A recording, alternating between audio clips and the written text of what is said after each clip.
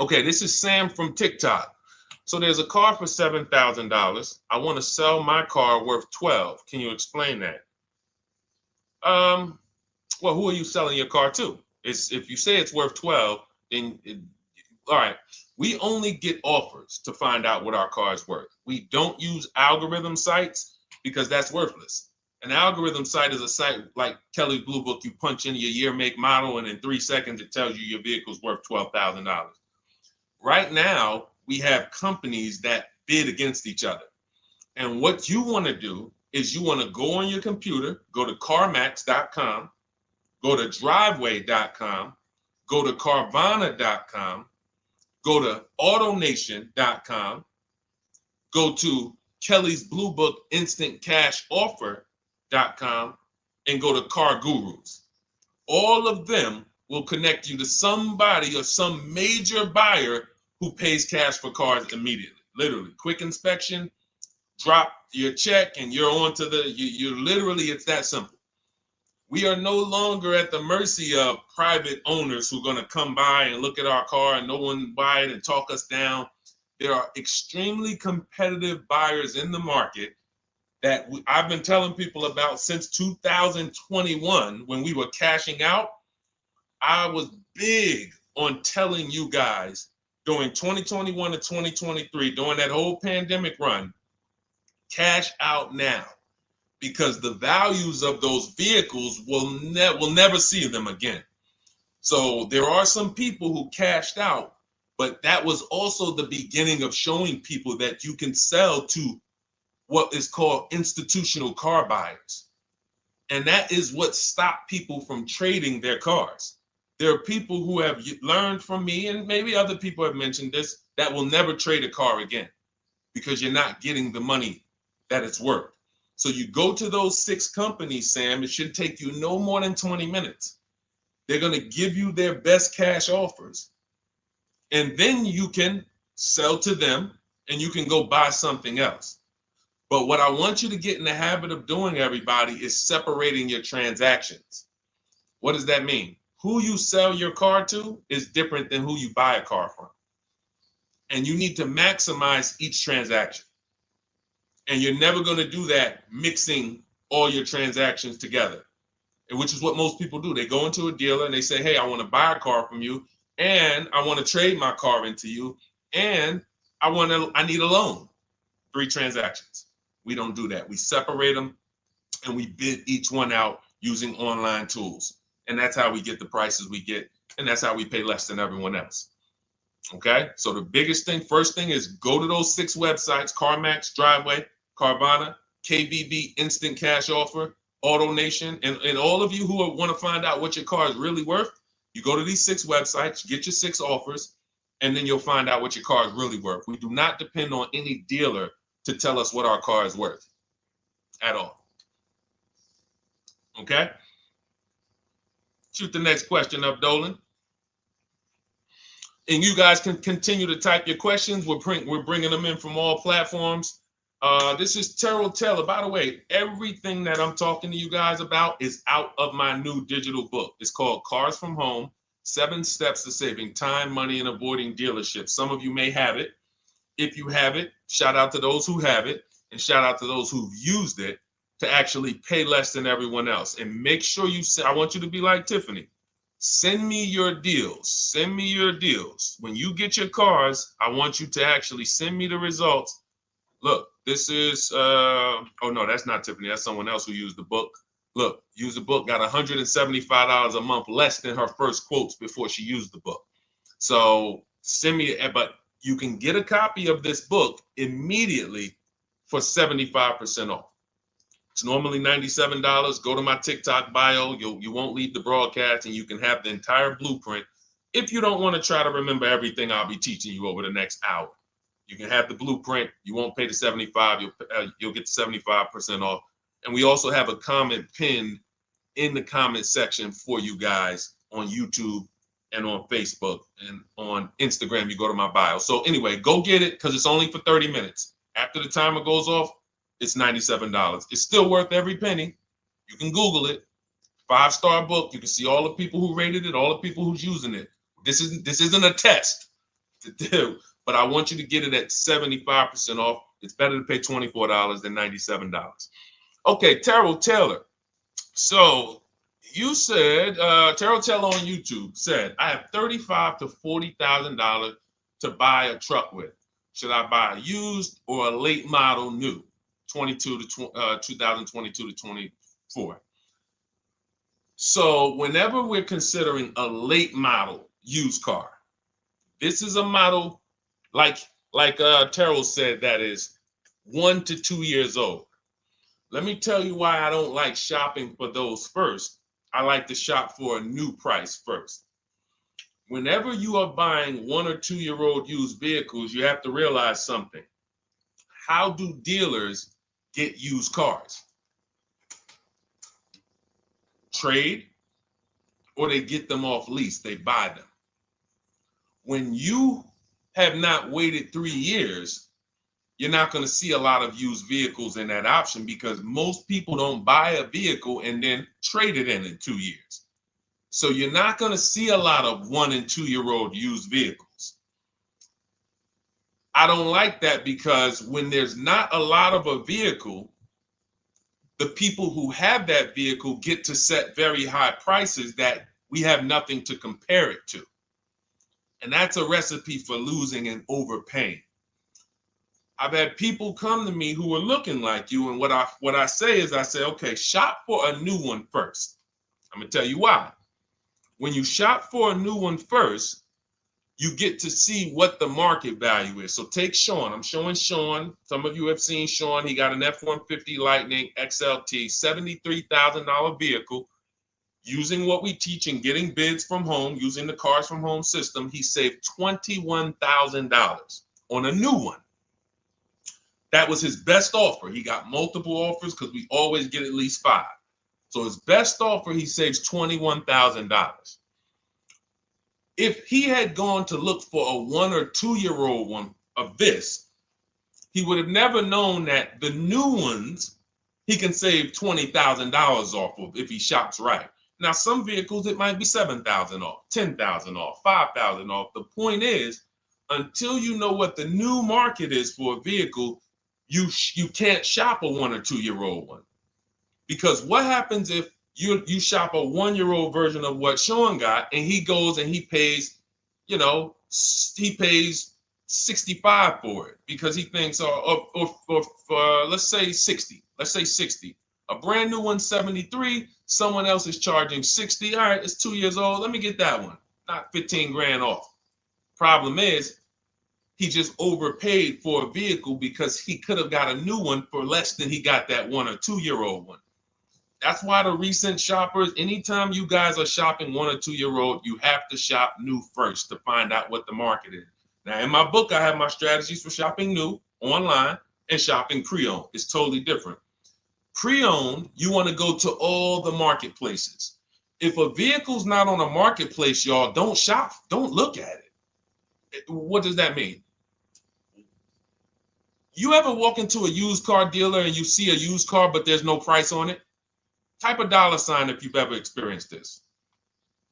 If you've ever looked at a deal, you've been in a dealership, you see they have a used car, there's no price on it.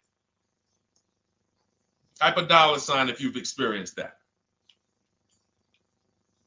Okay, I see you, Terrell. Okay, perfect. I see you, Don Dickey. Okay, perfect. All right, we have enough people. All right, Makeover Forever Studios. I see you. Okay, Todd May, I see you. So this is a common thing. When you go and look at that vehicle, the most dangerous thing to do, I see you, Tony, is to negotiate on a car with no price because they can make the price up. When a car is on a marketplace like cars.com, carfax.com, carguru.com, carvana.com, carmax.com, these are all the marketplaces we shop for used cars at once. It's like a big round robin for us. This is how I want you to shop. Now you must be competitive or no one's coming. Now there's some people who try to pull a tactic. They'll list a car for 20. They have no intentions on selling it for 20. But they want you to come in and then they'll charge you more, fees, makeup fees and all of that stuff. That's why we always call beforehand. But we know the power is online. The competition is online. So when you're looking, Terrell, you're either deciding, all right, I'm either going to look for a new vehicle, find out what the market price is for the vehicle I'm looking for and how much I can save. What's my best offer? You need to get at least 5 offers. I'm telling you, it's going to be big differences. You have to prove this to yourself. Call around. If you want to do it manually, you don't have my book, do it manually, call around, speak to sales managers. You are going to see it's going to be a $5,000 to $10,000 difference minimum between all of these dealers' offers, minimum.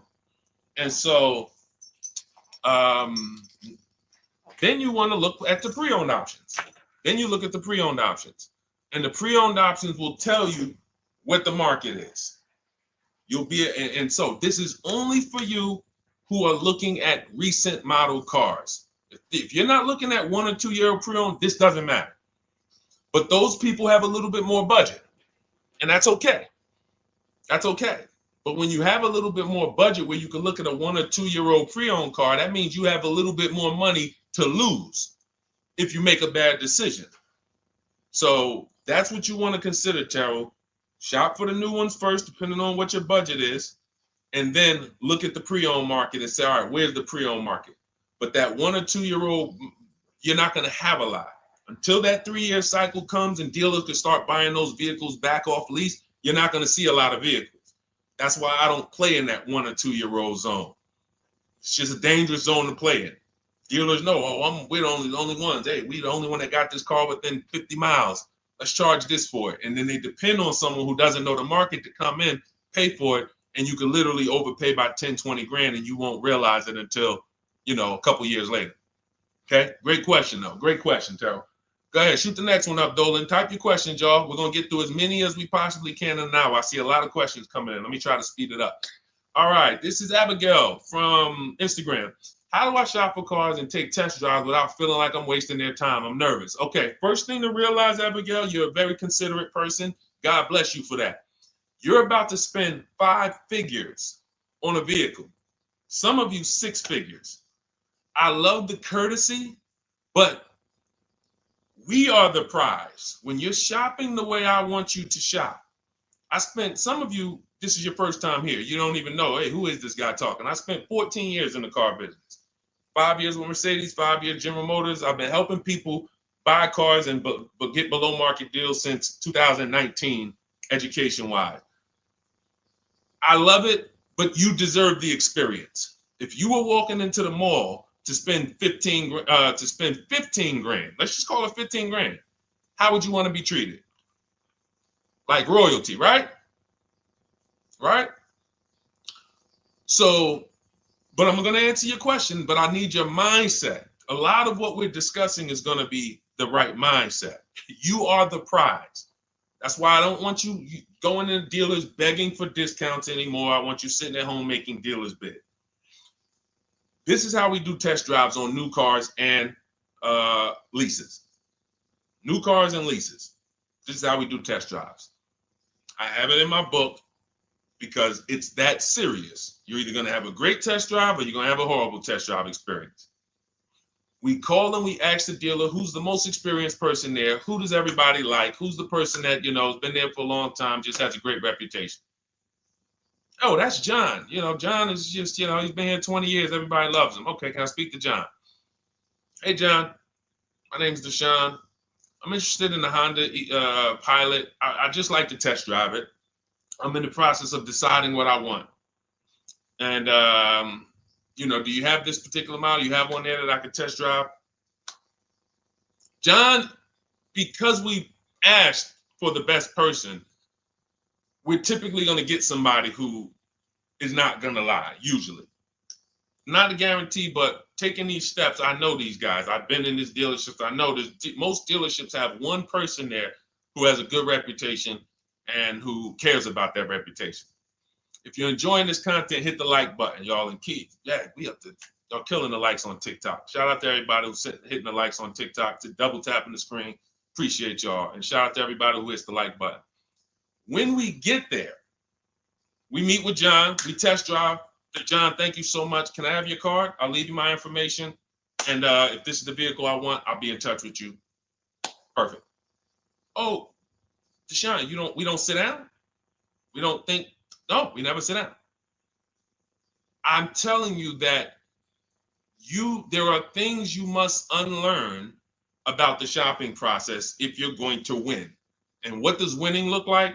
Getting the most money off in the least amount of time. There's no leverage that you have when you sit down and try to negotiate with a car salesman. Every single dealer around you that wants to compete for your business, you can't talk to them while you're sitting in one dealer talking to a car salesman. That's why we don't do it. We get a card. Thank you so much.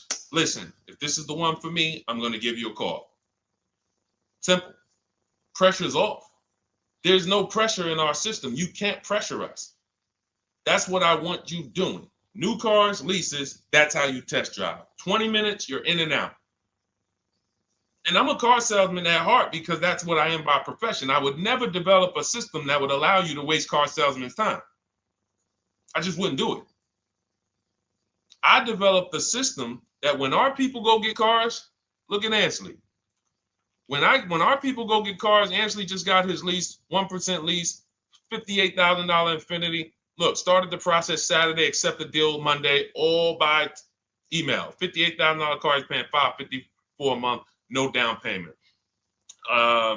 We have tons of these. None of these people spent, look at Jared, lease like a boss, $569 a month down to $520, Volkswagen Tiguan, no money out of pocket. Let's go to a purchase. Pierre, pre-owned car purchase, got his 2022 Mazda, got a 20% discount off the original MSRP. This is 30 minutes. We are not spending more than 30 minutes in dealerships. Who doesn't want to spend more time in dealerships? Type me if you're like Deshone. I don't want to be in dealerships that long. You thought you had to be in dealers to save the big money, right?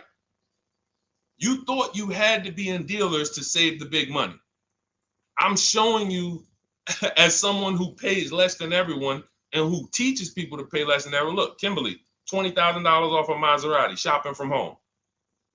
Because when you can talk to more people at once, the discounts fly off.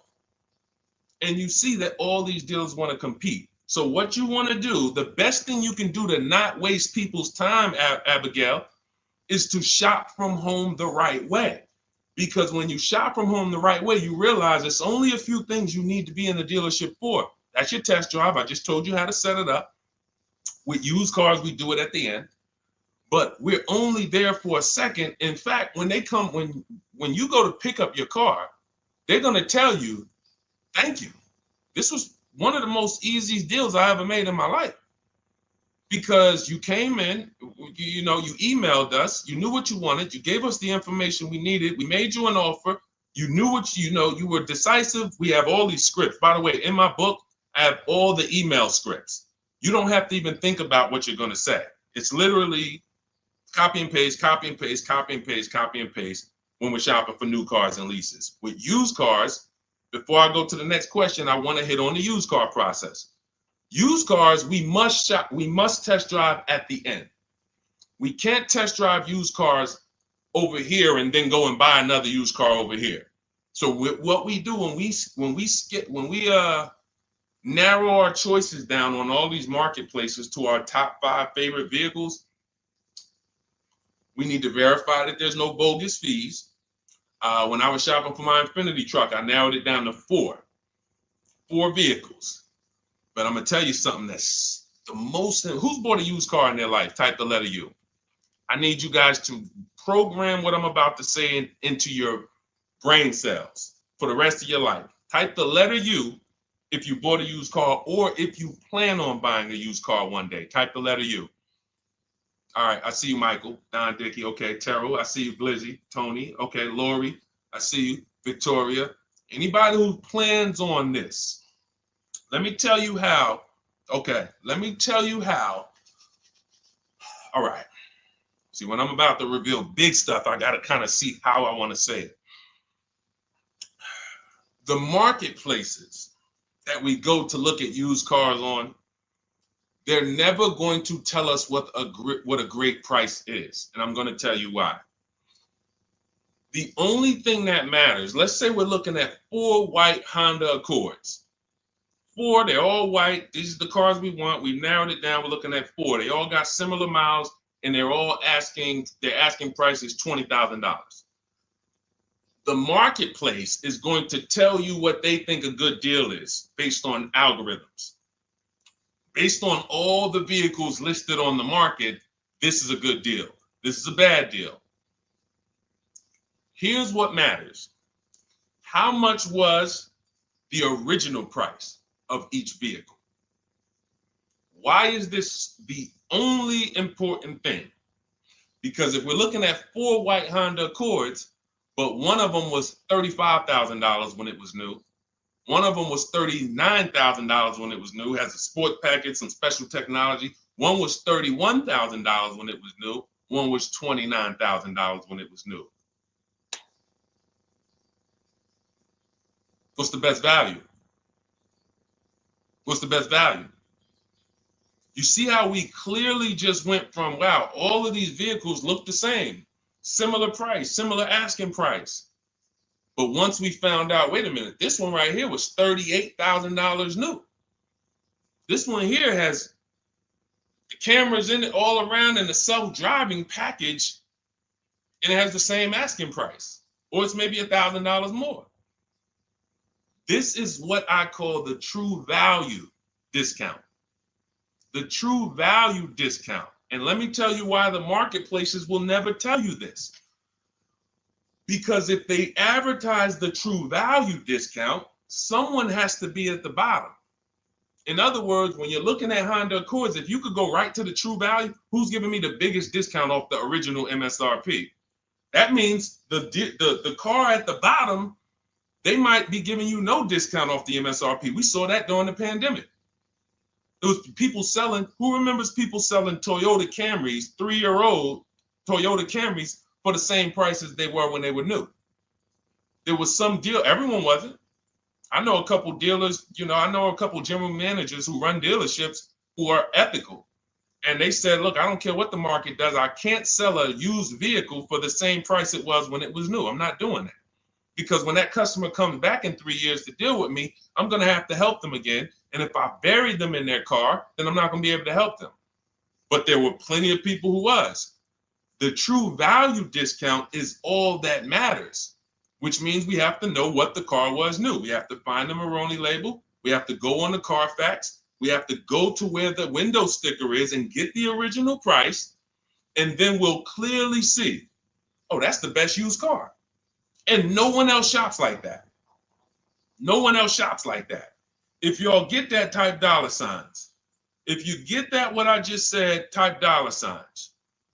That is what is important, not what they tell you is a good deal. So going back to me, when I got my Infiniti truck, 4 vehicles, all in a similar price range, all white. They were between $1,800 difference from each other, similar miles. But once I found out that one was 46,000 new, one was 48,000 new, one was 52,000, and the one I ended up getting was 54,000. That separated it. The one that was 54,000 new, they were giving me a 42% discount asking price. These are things that help you cut through the mess, the smoke and mirrors of the car business. In order for you to win and pay less than everyone else, you have to cut through the smoke and mirrors. That's what I'm great at showing you because I was in the business. So these are the things that, again, if you say, Deshone, I need the whole blueprint. I need to give me the step-by-step. I'm leasing, used cars, high mileage, new cars. Give it to me step-by-step. That is my new digital book. It's called Cars from Home, 7 Steps to Saving Time, Money, and Avoiding Dealerships. It'll be in your inbox in literally 5 minutes, and you get yours for 75% off. Support yourself and support your family by getting your copy. Go to my YouTube comments. We have a link right there pinned for you guys. We have a link in the Facebook comments. Get your book for 75% off for the next 30 minutes. You'll see a timer on the page. Now, if you're on TikTok, click that picture of me and go to that link in my TikTok bio and click the one that says 75% off to activate the 75% off link. Get your book so that you never have to wonder about this. Now, we're going to continue, but I just know as we answer more questions, some of you are going to forget that. What we just went over in the last 10 minutes, this next question, you're going to forget all of that. All right? Now, Dennis Gamister from Instagram, on a lease agreement, does the deal use the MSRP or the discounted price? So when we're shopping for leases, this is what we do. We get all our offers this is how we construct our offers. If you've ever looked on these commercials and you saw, well, Deshone, when I look at leases, though, it seems like, one, they limit me on miles. And then I also see that they want a bunch of money up front. You are correct. But they only limit you on miles according to the miles you told them you were going to drive. They don't pick the miles for you. We select the miles. And what ends up happening is people will, because they typically don't know how to shop, they're negotiating. They'll say, all right, well, my payment's $400. That's my budget. I drive more than 10,000 miles a year, but I guess I'll just take the 10. Instead of paying $20 more to get 12, they'll take the 10, and then they'll say something like, if I go over, I'll just buy it. Horrible idea. Absolutely catastrophic idea. Or if I go over, they blame the lease. They literally will get the penalty, get the bill for the 6,000 extra miles that they used, and they're charging them 25 cents a mile now, and say, man, this is why I don't want to lease, because they limit me on my miles. No, they didn't. To save $20 a month, you pick the lower miles. You can customize leases up to 15,000 miles if you want, 18,000 miles. Look at Jen. Jen just got her lease on her Honda. Hold on, where's Jen's lease? She got an 18,000 mile a year lease. Now, the way we shop is 12,000 miles per year, only first month's payment due at signing, and we shop it taxes and fees in the payment. Jen, her best offer on her Honda CR-V hybrid, which is one of the most popular hybrid crossovers in the market, she got $512 a month, 12,000 miles. That's a 1.3 lease. We'll talk about the 1% rule for great lease deals and the 1.5% for overpaying. She gets 1.3. She bumps it up to 18,000 miles per year. But look how much more, y'all. $50. So for $50 more a month, she, instead of driving 12,000 miles, she gets to drive 18,000 miles. And she gets to drive as much as she needs to for $50. Versus her saying, you know, I'm going to take the 12 knowing I don't drive 12, and then I'm going to get penalties and, again, blame the lease. The lease is custom. And the first time I learned about high mileage leases was when I was working at Hyundai. I was a manager at Hyundai for a short period of time. It was a highway dealer. The guy ended up going to jail. It was typical, like, you know, I've worked in some dealers, some phenomenal dealers, but this one was like, if you ever could imagine the prototypical highway scam dealership, I mean, this was it. So I was only there for 6 weeks, but I was a manager, and what I saw was I was taking care of this guy's lease who was just finished with it. He had 72,000 miles on it, and I went out there and I said, wait, you leased this? 72,000 miles? He said, yeah, I always lease now. He said, I used to come in every time I bought a car, my negative equity was ridiculous, $15,000, $10,000. I had to keep writing these big checks.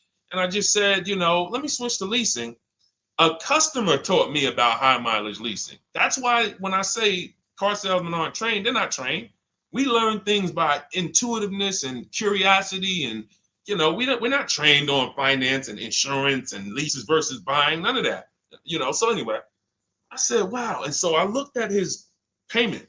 This guy is only paying like $175 more a month, not even, to drive 25,000 miles a year. So if a normal Hyundai lease was $299, he's paying $450, $475, and he's driving 25,000 miles a year. Boom, drops it off, Boom. No negative equity, none of the trash that most high mileage drivers are dealing with. So when we are shopping for a lease, we have to shop with our template. Whenever you're getting your lease quotes, it's 12,000 miles a year, first month's payment only due at signing, taxes and fees in the payment. Assume tier 1. That's what we blast out. In my book, I have something called the 25 to 5 strategy. We connect with 25 dealers online. You use my email scripts, copy and paste. We're going to get 5 offers. This will take you. You saw Ansley. He said, I started it Saturday. By Monday, I accepted a deal. This doesn't matter. This is a 24, 48-hour turnaround to start getting offers on these vehicles. Now, once we're looking at offers, we take the MSRP. We take the monthly payment. We divide it into the MSRP. So let's just say we're shopping for a vehicle. It's $40,000. One of our offers is $400 a month. $400 a month. No money due at signing, just $400. We drive off. We divide that into the MSRP, not the selling price, the MSRP. So now we divide that into 40,000. We can see and we multiply by 100. That's a 1% lease. The 1% lease rule has been around for the last 20, 30 years. If you could lease a vehicle and the offers is under 1% of the MSRP, it's a steal. Great value. Because a $40,000 vehicle with no money down to buy would cost probably $800 a month on a 5-year loan. So it's incredible value. It's a steal. You don't have to worry, am I overpaying? Nowhere near. You're still in the vehicle. And we have some people who shop from home using the car. If you're Deshone, do those deals really exist? If you're on YouTube or Facebook, you can see right now. Look, Greg got a 1% lease on his Kia EV6 Win, $527 a month, $56,000 vehicle. Look, Zafrina, $579 a month, $65,000 vehicle. Ansley, you saw Ansley's Infinity. Rosalie's Infinity truck. Right here. Look, it's paying $592 a month, $59,000 vehicle. 1% lease deals are out here when you know how to shop. Now, that's a steal. That doesn't mean that's the best. That doesn't mean, if I can't get a 1% deal. In order to get a 1% deal, you have to not just shop. You need major support from the manufacturer. The lease program has to be good. The rebates have to be good. The residual value have to be good. The money factor, which is the interest rate, have to be good. There's a lease program that no dealer can control. So when we get these offers, that's how we're judging them. Divide the monthly payment into the MSRP. In my book, I have a calculator that I created where we put all our offers into it, and then it spits out what we call counter offers. So we get 5 offers, 7 offers. We put them all into this calculator I created. Again, this is the best $24. If you get there for $24 before that 30-minute timer and you get your copy, it'll be the best $24 you ever spent. I hold myself accountable to that. You can Google the book and read the reviews. There's software that we created that that's how you're judging your leases. You're looking and you're comparing to the 1% rule. Now, when you get to 1.5%, we can't make those deals. We're paying too much for a vehicle that we're giving back. We have to see, there was no indicator before I created the 1.5% rule. As much as I love educating people on leases, the only people who should be leasing is if you're not keeping your cars 8 years.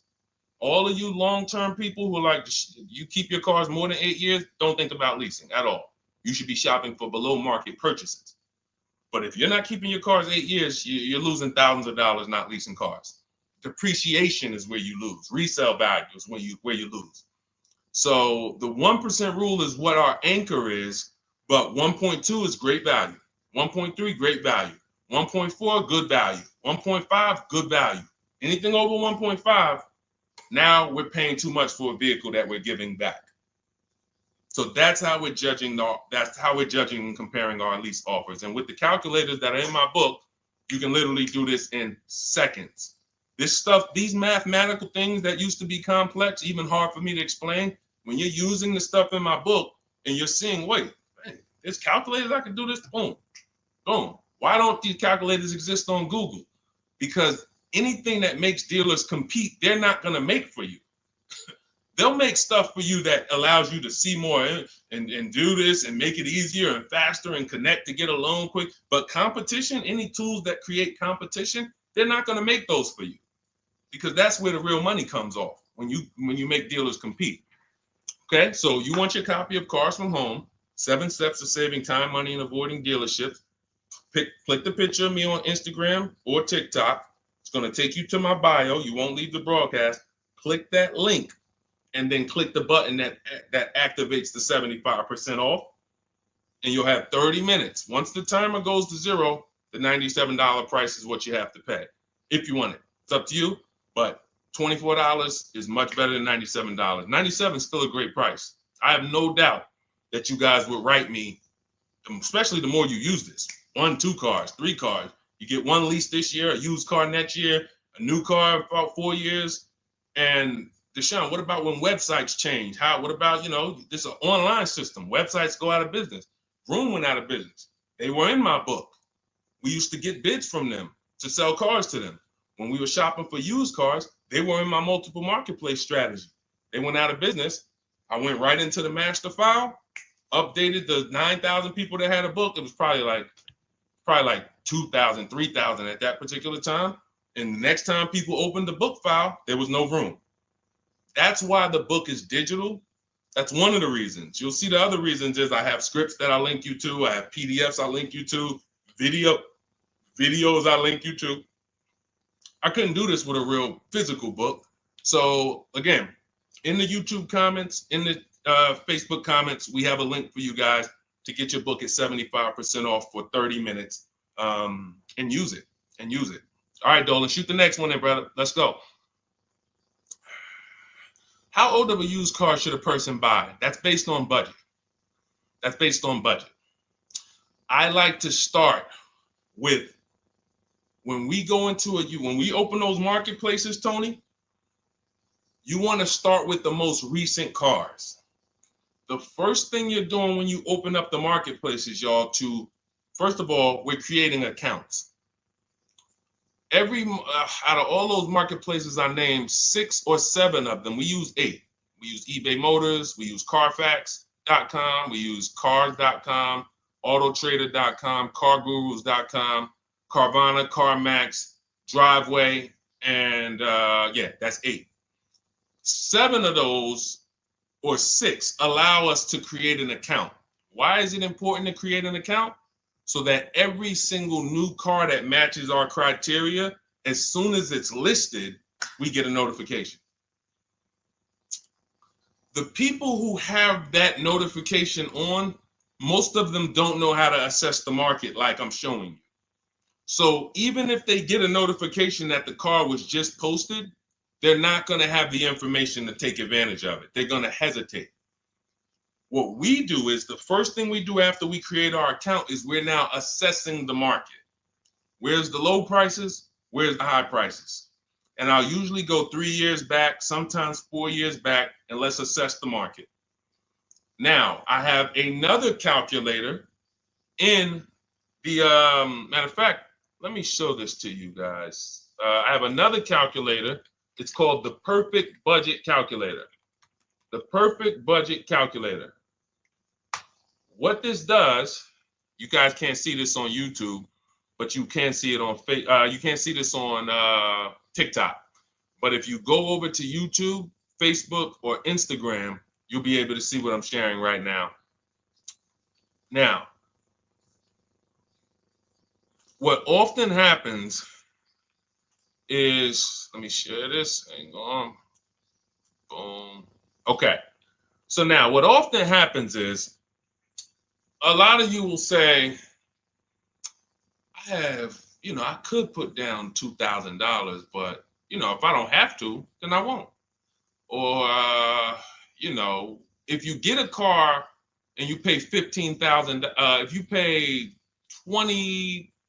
pay $500 a month for 5 years, that's a lower price you paid than paying $500 a month for 6 years.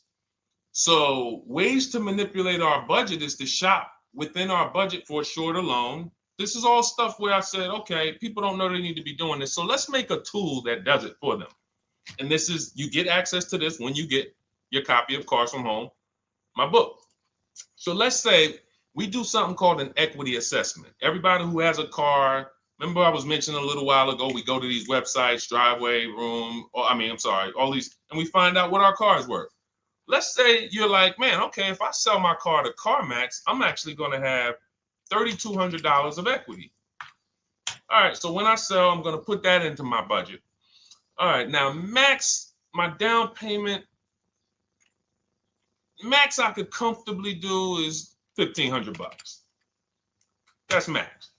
Now, we use the average interest rate, and in my book, I give you a link to see what the average interest rate is at the particular time you're going to be shopping. Let's just say it's 6.9. Now, we enter a comfortable monthly payment. Let's say you're like, all right, I don't want to go any more than $425 a month for 6 years. That's my max. You enter your state so we can pull the taxes and we can pull the fees. New Jersey, calculate budget goals. Now it's going to ask you a comfortable monthly payment on a 5-year loan. You might say, all right, same thing. I still don't want to go over 425 no matter what. Perfect. What this does is create multiple goals. And it creates multiple goals. It creates a starting point. Now, if you find a car at this price, $18,776 or less, you can do a 5-year loan, use none of your equity, so this will go in your bank, and use none of your down payment. Now, next goal may be, okay, $22,000 or less. 6-year loan, no equity, no down payment. So the first two goals are no money down goals. If I find a car anywhere in these price ranges, I can do these deals, no money down. Now, this is one where I use my equity, but no down payment. Goal number 4, I use my equity for a 6-year loan, no down payment. Now, goal number 5. Now you can see the price of the car is getting higher. Use equity, use my use equity and down payment, but it's 5-year loan. And then here is your max budget. Your max budget, which is fine. There's nothing wrong with if you find a vehicle that, once you use this and you find the best price vehicle, as long as you are under this number, you are fine. The problem is when you go over that number. The problem is when you go over budget. All of these goals are your budget. So when I got my Infiniti truck, I got my goal out. It was my fourth goal. Now, this is how you make sure when you go out to shop, and look at the top. What does it say? You select your state determines the sales tax, will factor it in, give you precise figures. Now, you'll notice, what about the fees, Deshone? Don't all these cars charge fees? We've already factored in the taxes, and we've added $1,000 for fees. What is $1,000? The documentation fee and the motor vehicle fees. It's all in there. So you can go out and know that's my max budget. I cannot buy a vehicle, make a deal on a vehicle where my purchase price is more than $26,729. That's the perfect budget calculator. So there are certain things that I had to create. No one does them. Everything that I was referring you guys to, all the websites, I was doing this, and there was some things where I couldn't refer you to anything because it doesn't exist. We had to build it. So this is how we make sure we are shopping, whether it be for new cars, used cars, below our budget. And that's not how you make, but here's the thing. I need you, before we go to the next question, I need you to understand something. That doesn't make sure you pay below market price. You have to combine this with getting bids, because you can be within your budget and pay over market value. There's 3 types of prices you can pay for a car, whether it's a new car, used car, or lease. Did you pay market value? That's what everyone's paying. Average. Did you pay over market value? Our only deals we make are below market value. And the way that happens is through bidding and creating a marketplace around you where all these people are competing for your business. That is how you combine that with the budget. This will keep you below your budget, but it does not guarantee. If I gave this to you, all of you would be like, this is great. I'm never going to go over my budget again. But it does not, until you combine that with getting bids for whatever you're looking for, you still run the risk of overpaying, even if you're under budget. Okay? Clear? Type $ if you're all clear before we move to the next question. And there's no way for us to do this manually. If there was a way that you could do this manually, trust me, I would have told y'all to saw me make a video about it all day on my social media. There was just no way. We had to build software. And you know, in my book, you guys will have access to at least 5 calculators for counter offers for new cars, true value discounts when you put the new price you put the original new price of the used car deal, whatever used car you're buying, you put the new car price in, and then you put in the asking price, and it tells you the true value discount, perfect budget calculator. We have at least 5 softwares that I've custom built, and you know, to make sure you guys get great value. So again, you know, I didn't want to be the person who said, you know, you guys know, there's plenty of people who be like, man, the value I'm giving you guys, I'm gonna charge $2.99 for the book, whatever. The people who pay, they'll save the money. And the people who pay, there'll be some people, because some people are gonna pay, they just see value. Poor people look at cost. Wealthy people look at value. People who are into financial literacy they don't ask themselves, how much does that cost? They ask themselves, what's the value I'm getting from that? And I could have said, well, you know what? I'm going to help you pay less than everyone on new cars, used cars, leases. We'll do $200, $300 for the book. And I only want to sell it to 1% or 5% of the pie. But at the end of the day, my mission is to help as many people want to be helped. And so that's why I said, okay, $97. But even our welcome offer, you got a chance to get it for $24 if you get there before the 30 minutes is up. Okay? YouTube link, get your copy. And make sure you save the support email, guys. You see it scrolling across the screen. If, for instance, you don't get your book in 5-10 minutes, it's usually because you typed your email wrong. Reach out to my support team. They'll get you the book immediately. And soon as you pay, go to TikTok. Look, y'all see the links. Go to my bio on YouTube and Instagram. Get your copy. And as soon as you pay your $24, there's going to be a page that says screenshot this page. Right on that page, you can access your book. I want you to have the book immediately, but I also, in case you know, some of you type wrong, big thing, you know, we fat finger stuff. I want you to have the support email so that you can reach out to my team so we can make sure that book is in your inbox so you can use it and start saving money and building confidence. Okay, Dolan, next question, man. Let's keep it rolling. Okay, there's something about Mary on Instagram. I bought a car as is, and in less than a month, motor lock, can I sue for selling me a lemon? I'm not a lemon law attorney, but that is not what a lemon law case is based off of, in my understanding. Lemon law case is based on you buying a vehicle and the same thing continuing to go wrong at least 3 times. You know, that's a general overview of, you know, what the lemon law process is. And if y'all are enjoying the broadcast on TikTok, can y'all just double tap the screen and keep running those likes up? Every time y'all do that, y'all help TikTok bring more people here, and I appreciate it. If you're going to spend some time with us and, you know, every time just you hear something you like and you're like, man, we got to share this. Oh, and shout out to Madhu for sharing. Here's the thing. I made a video about this the other day because a friend of mine got a used vehicle and the transmission went out on him in about a month. So it wasn't the engine. But when you buy a vehicle as is, it's very tough for you to have any recourse, anything that you can do, because you're signing a contract that specifically says as is. It's very tough. What I would do if I was you, because the damage is done. I just find out what it would cost me to put a used engine in the vehicle, rebuilt in a used engine. You know, salvage yard.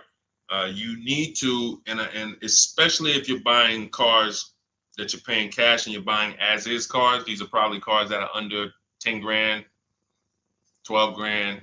You need a mechanic. See, because that's a strategy. There is a great strategy called buying inexpensive cars and having a local mechanic so you could do what's right. Oftentimes you could drive those cars for a year or two and sometimes sell them for what you got for them because you've outlived the depreciation. Those cars are not depreciating as much unless you overpay for them. If you overpay for it, then it's going to drop because you overpaid for it. But if you pay a great price on some of these vehicles, you can oftentimes win with this, but it requires skills. One of the skills is, how do I avoid engine issues, transmission issues? So a couple things for those of you who may be going this route, you need to narrow your search down thoroughly based on title history, service records, accident history. That oftentimes you'll see, if I typed in right now 2018 Subaru Outback longevity. That's one of the things we do. It's in the 4th step of my book. Before we get prices on anything, we do a quick 5-minute search to make sure these aren't bad cars. There are bad cars out there, but there's data that shows us. If I type that in, it'll tell, okay, these vehicles are known for lasting 100,000 to 300,000 miles, depending on how they're maintained. That means you could have a quality vehicle, but if it wasn't maintained correctly by the first owner or owners, it's going to break down. The life cycle is cut short.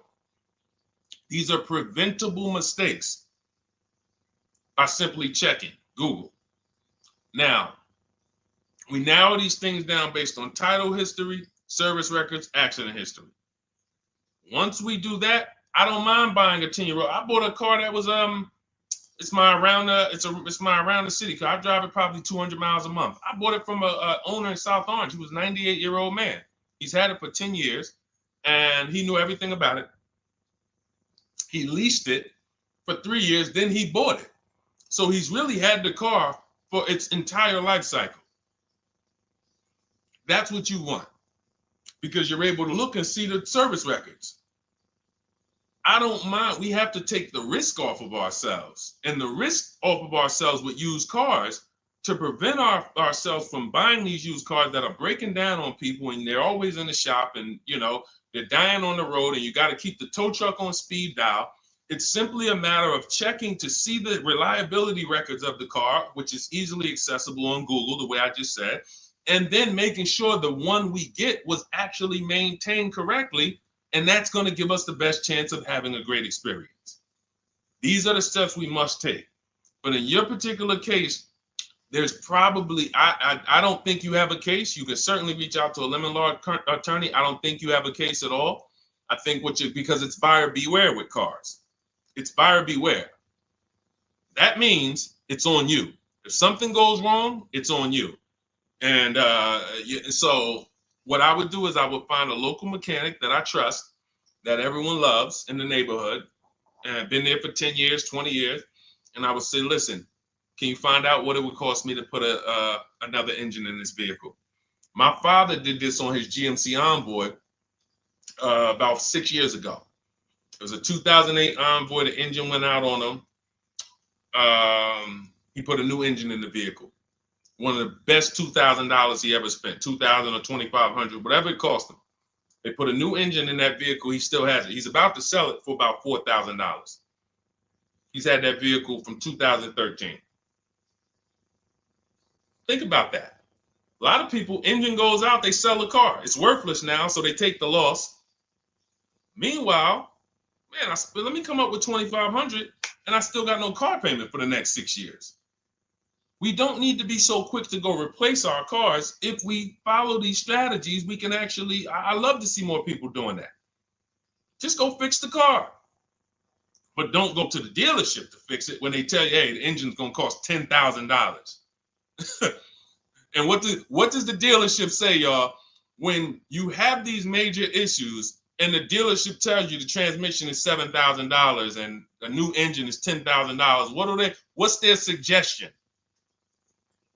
What's their suggestion when they tell you that? Because they already know you're gonna be like, yo, what the heck? I can't pay all of that. What's their suggestion?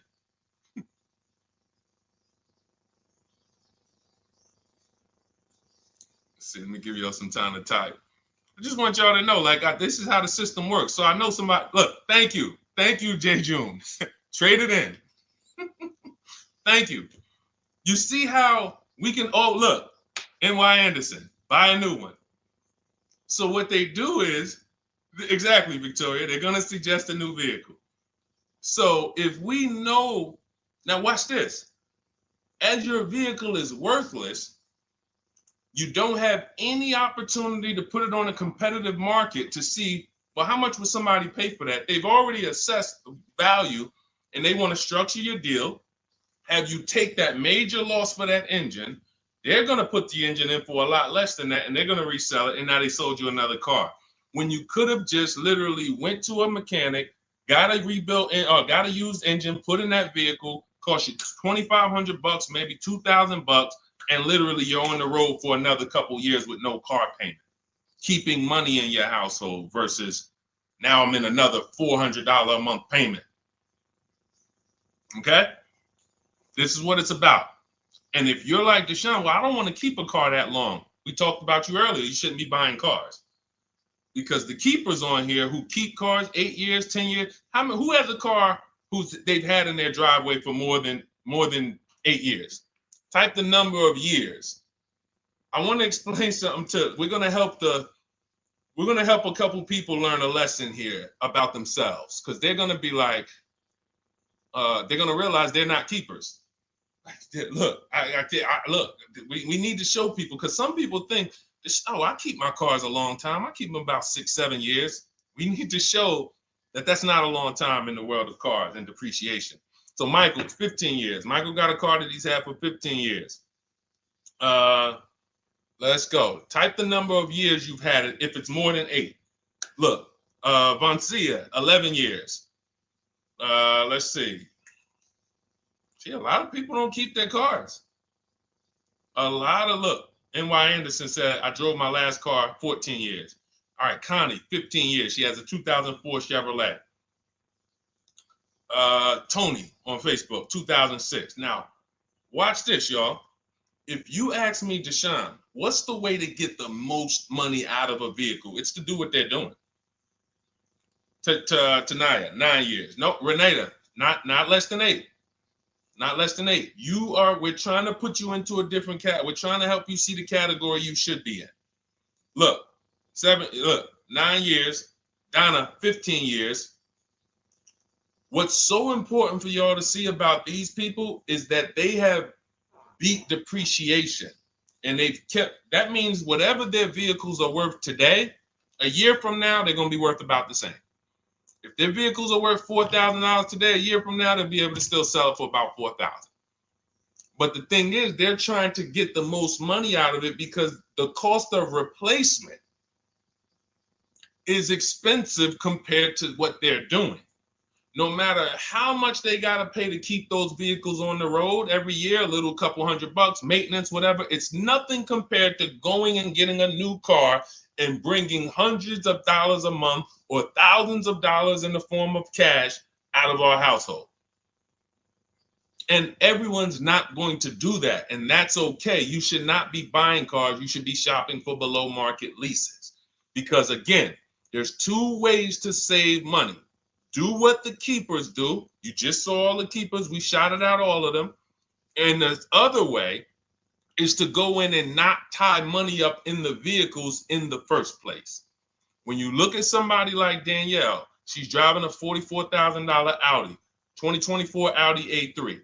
That vehicle is $800 a month to buy, no money down. $800 a month for 5 years, maybe $700 a month for 6 years.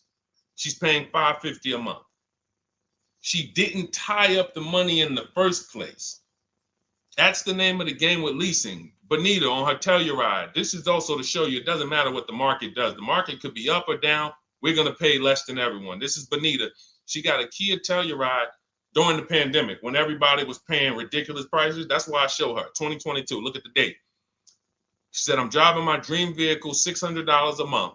People were leasing. And I know if somebody watching this and they're like, if you leased a Kia Telluride during the pandemic, you are not paying what she's paying with no money down. I know it. I know it. People were DMing me, Deshone, I want a Telluride. They want $900 a month for them. I know people weren't paying $600 a month, but she came in, used our bidding system, used the same strategies you're going to have access to in my digital book. She got $600 a month from home without being in a dealership. Her dream vehicle. This is how you win. You're either going to not tie up your money in vehicles, you're going to drive new vehicles that don't have problems because they're always under warranty and you're paying cents on the dollar compared to people purchasing, or you're going to be a keeper like Michael and like Donna and like the people who said, okay, I'm keeping my vehicle this long. That's why in my book, it's 7 steps. But the first step is to ask yourself how many years you're keeping your next vehicle. That is the first question I would ask you if you and I were shopping together. My first question to you would be, Michael, how many years you want to keep the next vehicle? 8 or more or less than that? If you said to me, Deshone, I'm going to keep it at least 8. All right, let's go for the purchase. New or used, depending on budget, but we're purchasing. We need to find a below market purchase. If you said, Deshone, I'm 6 years max. I can't see myself keeping a car more than 6 years. All right, we're going to shop for a below market lease. Because the money you're going to spend in a below market lease, when you get these below market lease deals, not commercial leases, not what you see on advertisements. Those are ridiculous prices. We don't pay those prices. None of these people that you see, Greg, Charles on his Palisade, none of these are advertisements. They're thousands less. But when you're putting money in the cars and you're driving brand new cars, this is how it was for me when I was 22. This started for me at 22. I was working for Pontiac and I leased a brand new Pontiac G6. It was $256 a month. $256 a month. It was like a $21,000 vehicle. Same time, I had a friend of mine. She got a I don't want to say it because she might be watching this, and this is no shot at her. I didn't understand enough to teach her back then because I was new in the business. She went and she bought, let's call it a Honda Civic. Now my car was bigger because the G6 was a mid-size vehicle. The Honda Civic is a compact vehicle, but she bought it. $20,000 vehicle, 22, whatever it was at the time, paying almost $500 a month. Like that's a $500 payment. That's what it is. So my young household, I got a newborn daughter. I got a new car I'm paying $256 a month for. Same time, it's got families around me. They're in their 20s, but they're paying $500 a month. This is what showed me, wait, something's going on. And I never stopped. I bought a used car at that time, but since I've had 4 Infiniti leases, I've had a Jeep Grand Cherokee lease, and people always think, gee, you must be paying ridiculous money. I see you get new cars every 3 years, but they don't. I'm driving $40,000 cars, $45,000 vehicles. I never paid over $400 a month. Not one of my lease payments was ever. I remember I got this Jeep Grand Cherokee, and it was a $35,000 Jeep Grand Cherokee Laredo, 2018. When I got my offers, the best offer was $330 a month. 12,000 miles per year. And that's what I was driving. If I was driving 15, I would have bumped it up to 15,000 miles per year. I got $330 a month. I went in there and I gave them $330 for that Jeep Grand Cherokee and I drove off. $35,000 vehicle. This is what I'm telling you guys. This is what is called deal structure. If your deal is not on the right foundation, if you buy, but you should have leased, you're overpaying by thousands and thousands of dollars. And you're going to have subpar vehicles with that run out of warranty, and you're going to have the same payment. You're going to have higher payments. I need you out of these two categories. I need you in one of these two categories. I'm either going to keep my vehicle long enough to beat depreciation, 8 years or more, or I'm shopping for a below market lease. I'm not going to be stuck in the middle no more, buying vehicles and then selling them while they still have a loan on them, negative equity and all of this stuff. This is paramount. Okay, the buying versus leasing thing. I need most of you to put this to bed today. And I think I'm one of the only people that goes into buying versus leasing by the numbers. It's not opinion based. It's not, oh, I think you should lease if you're, depending on the car here, it doesn't matter the car. Doesn't matter the car. You can see Teddy's, let's show Teddy's luxury. Teddy got a BMW. Doesn't matter. He wasn't going to keep it 10 years. Look, goes on a BMW 2024 i4 M50. It's a $73,000 vehicle, $856 a month. $856 a month. Look, he said the dealer's initial offer came in at $937 using the counter offer calculator. Using the counter offer calculator, he counted at $829, $856. If you just jumped on the broadcast, I showed you some of the calculators that I created that are in this book. In my book, there's a reason it's 5-star rated. There's a reason people that you can go read what your peers say about that book. Get your copy for 75% off. It's in my TikTok bio. Click that picture of me. Click the link. Same thing on Instagram. Go to my bio. Click the link, and you'll see a button that activates the 75% off book. And if you're on YouTube or Facebook, it's in the comments section. 30 minutes only. Get your book so you can have access to all of this. Unless you just have an incredible memory and you can remember everything we talked about over the stream, but none of you can. I know none of you can. That's why, I couldn't even do it. It's just too much. We're talking about used car strategies, new car strategies, lease strategies. You guys, you're not gonna remember all of that. But anyway, let's go. All right, I think we got time for a few more. Go ahead, Dolan, keep it rolling. Make sure you guys screenshot the support page. As soon as you pay for your book, the book is on the thank you page. Remember that. I don't want you, I send you the book 2 ways. As soon as you pay, it says access your link below, open it. You can click it and save it right to your phone or computer right then and there. If you do not save it right then and there, make sure you screenshot the support page or use the support email that's scrolling through the screen. This is not for questions. Do not send me general car questions here. I don't answer questions by email. That is strictly for those of you who have your book and you're like, or you paid for the book and you're like, okay, where is it? It's usually because the email was wrong. That's okay. Hit that support email so that my team could send you the link out so that you can have your book today and start digging into it and using it. Even if you're not shopping right now, you can still map a plan out. Go ahead, Dolan, shoot the next question up.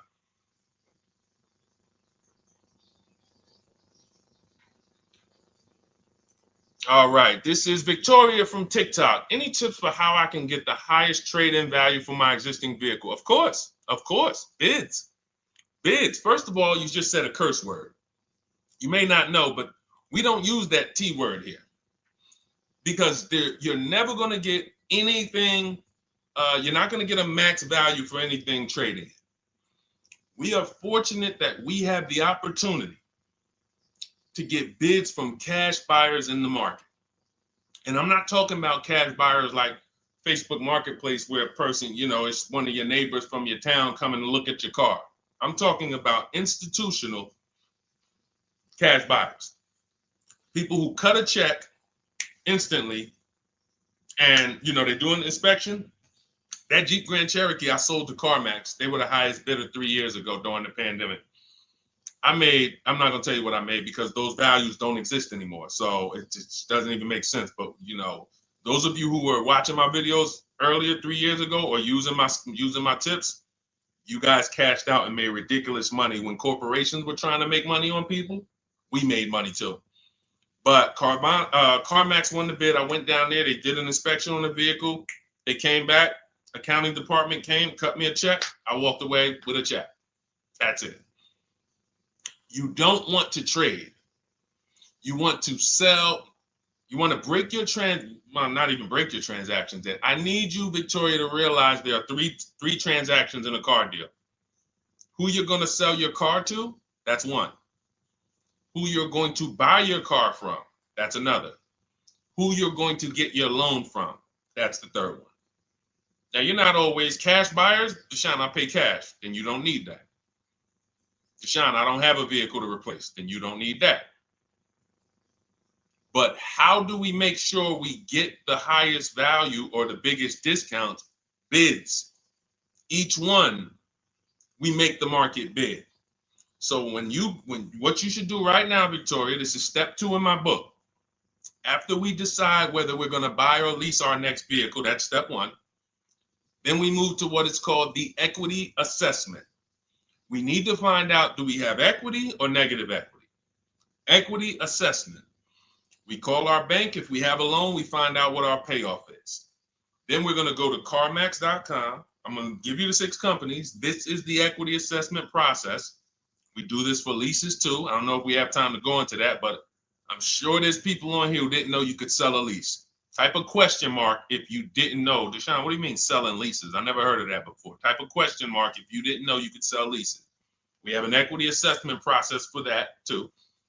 But what you would do is you go to CarMax, Driveway, Carvana, Kelly's Blue Book Instant Cash Offer. This takes 20 minutes. Auto Nation, Sell My Car, and Car Gurus, Sell My Car. Car Gurus, Auto Nation, Kelly's Blue Book Instant Cash Offer, Driveway, Carvana, CarMax. 6 offers in 20 minutes. That's bids. See, everything we do is a bid. That's how we have peace of mind. We don't negotiate. We make people negotiate with each other. There's 2 schools of thought. I want to remodel my kitchen. I want to remodel my whole kitchen. I go in and I have 5 people come out to give me a quote. One of them comes in and I start negotiating with them. Hey, you got to take less. Hey, you got to take less. You got to take less. I don't know if it's a good price or not. But when I come in, the first person comes in, I say, hey, okay, great. Is this your best offer? I'm having a couple other people come by. Oh, okay. Okay, thanks a lot. Next offer. Oh, next offer. Oh, well, listen, look, I could beat that. Oh, I'll give you another 5,000 off. They're competing against each other. When someone knows you are shopping their competition, you're making them compete with each other. They're negotiating with each other, not with you. That's a bar. Type of exclamation point if you got that. When people know you're making them compete with their competition, they're negotiating with their competition, not with you. That's the power of bidding. That's why we got grandmothers and single mothers that can come in and do this. That's why we got people who can come in and do this. You know, how are people getting these prices? Not negotiating, because they're making people negotiate with each other to earn their business. They're making banks negotiate with each other to earn their business. It's a beautiful thing. Banks and dealerships depend on you not making them compete. They want to negotiate with you and try to make you imagine and make you think, well, that's the bottom. That's the bottom.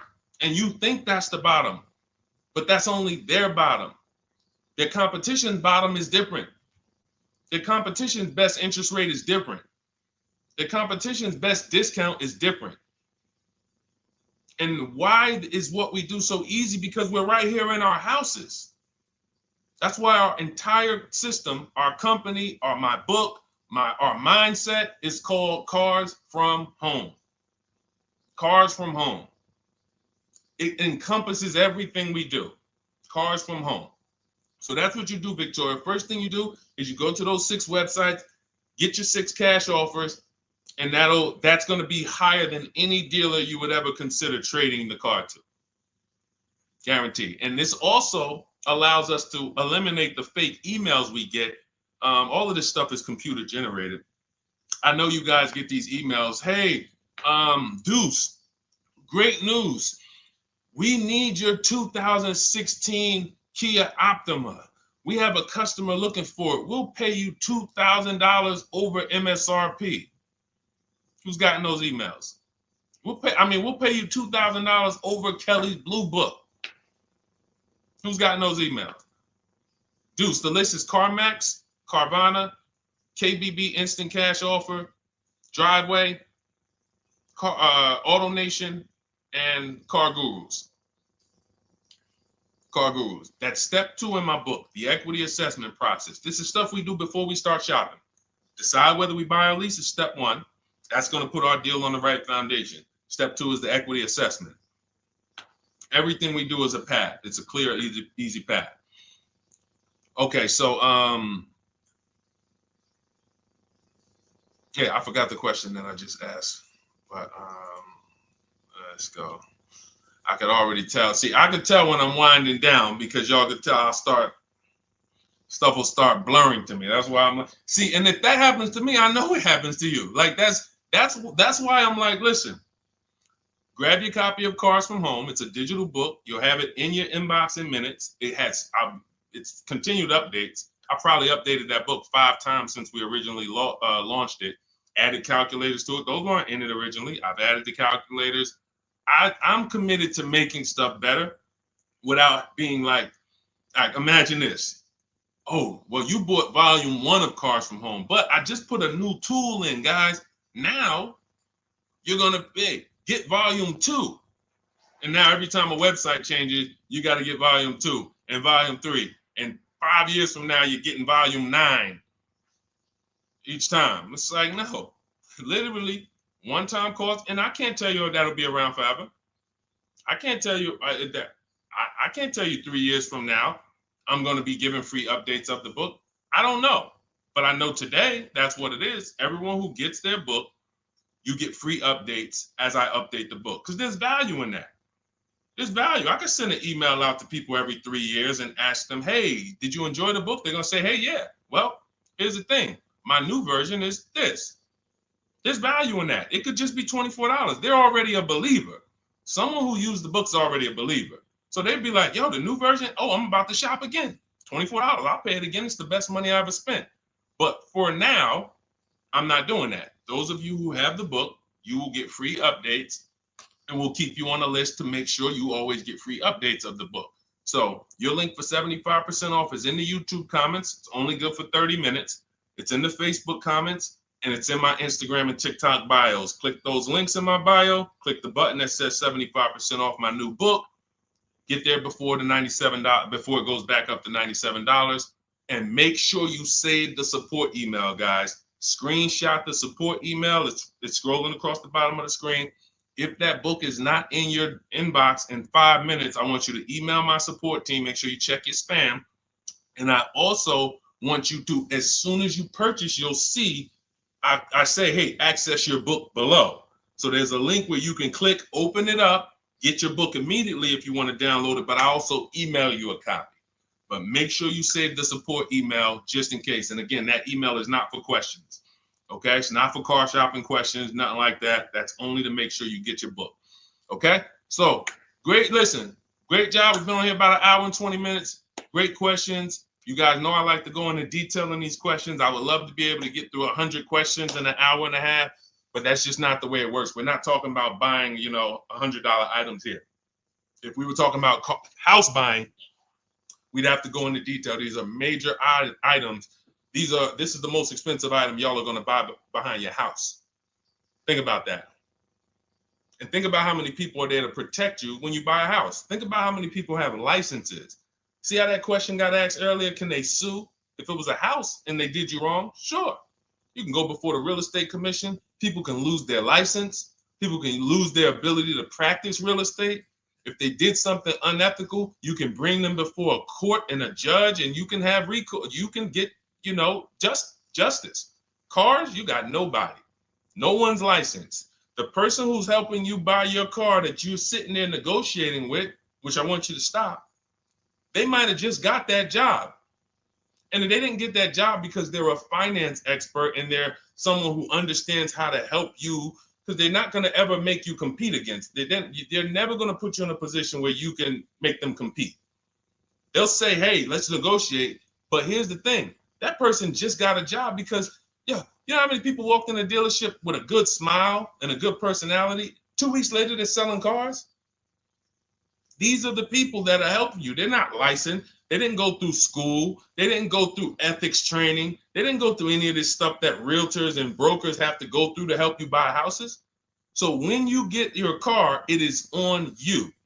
That's why you want me working with you. You want my blueprint. You're not by yourself. You're watching my videos. Once you get my book, you can stop watching my social media videos. I don't want you watching my social media videos if you have my book. It's just going to confuse you, because what my social media videos do is warn you what not to do.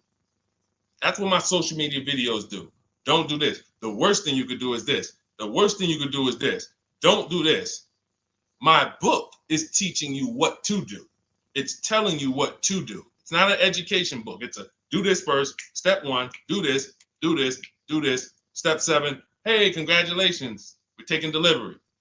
We're not focused on that. So once you get my book, you don't have to watch my social media videos ever again. And I want to say that because a lot of people will get the book and still be watching them and trying to piece it together. You got my blueprint. You don't need those videos anymore. Okay? So always a pleasure, y'all. God bless you. To those of you who have your book, make sure you email me when you pick up your cars, send me all the details. Deshone, check this out. This is what I got. This is what I paid, so that we can bring you guys into the stream and continue to tell everybody about you. So about the results. All right. God bless y'all. I will see y'all on the next stream. Always a pleasure.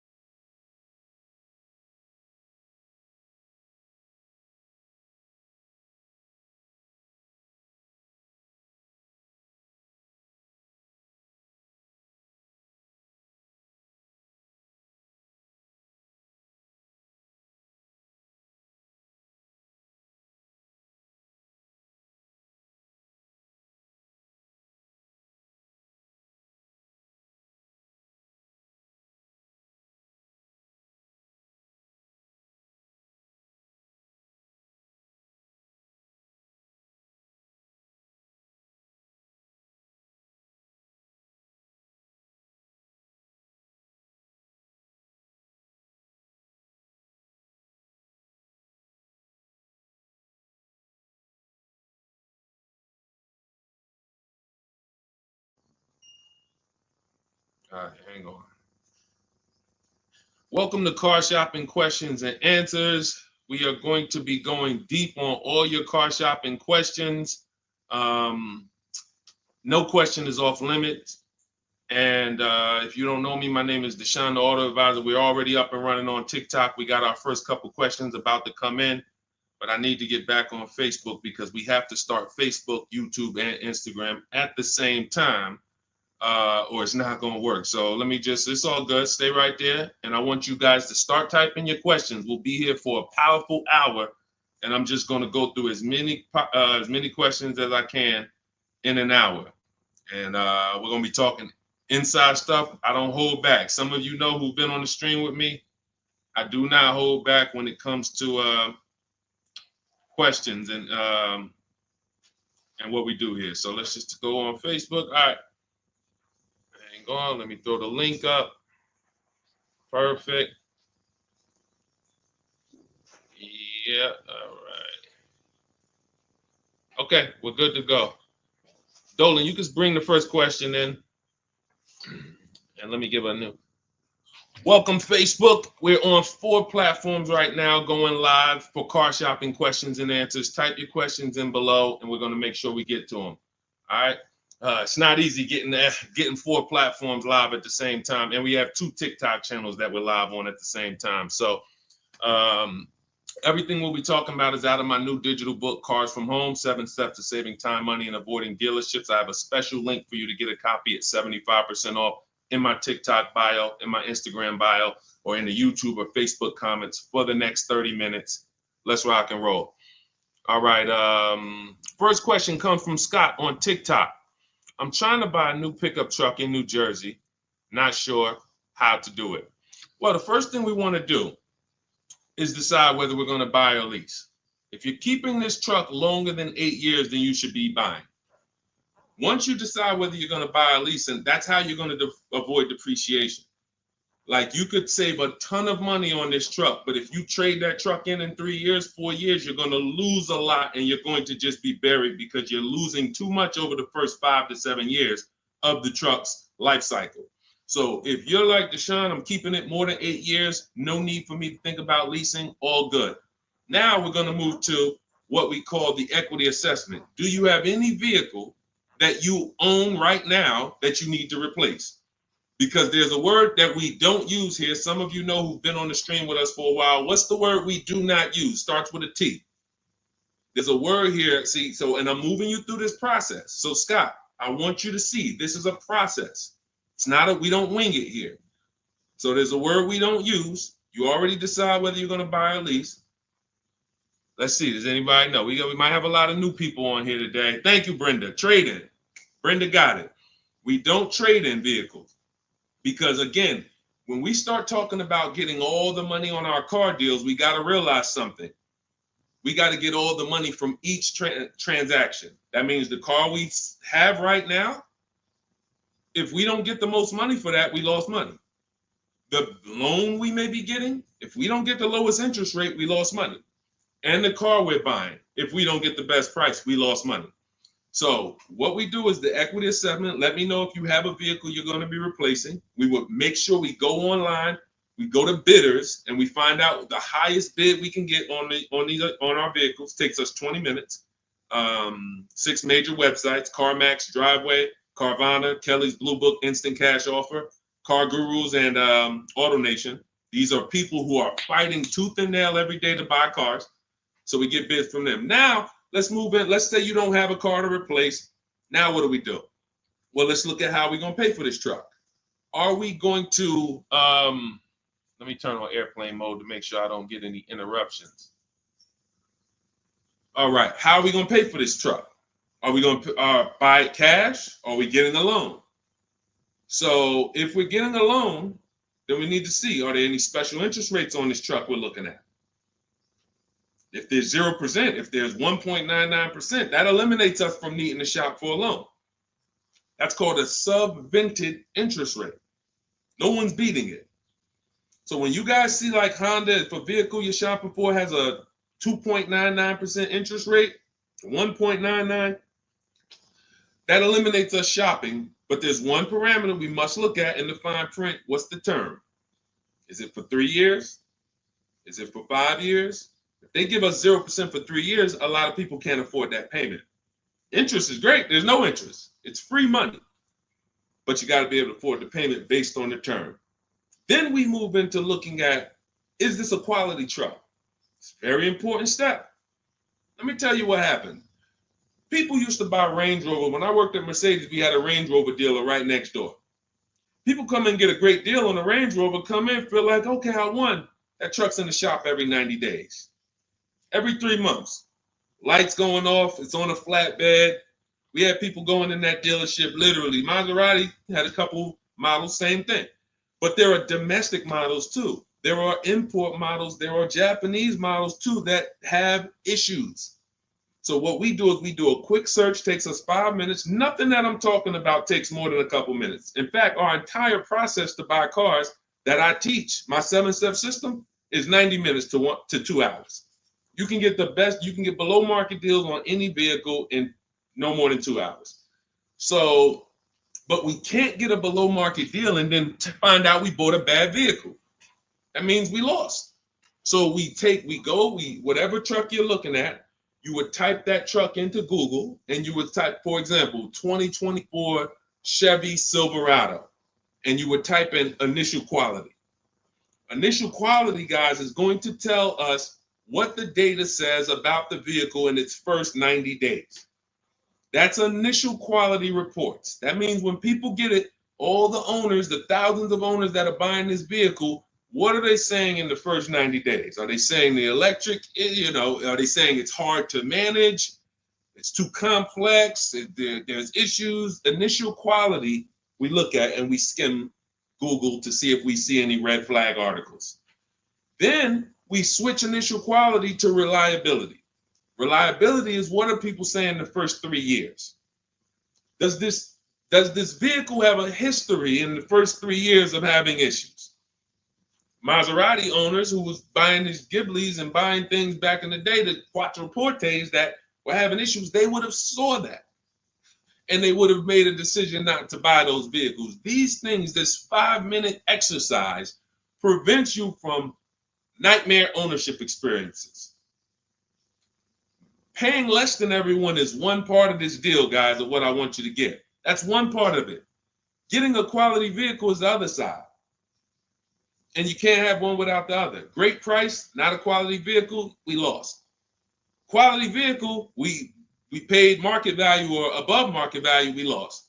So we need to get both. So then once we find out, okay, the vehicle I'm looking for, it has great marks, there's no red flags, now we move into getting offers. And very simple, we get offers right from home. That's why everything I teach is called Cars from Home.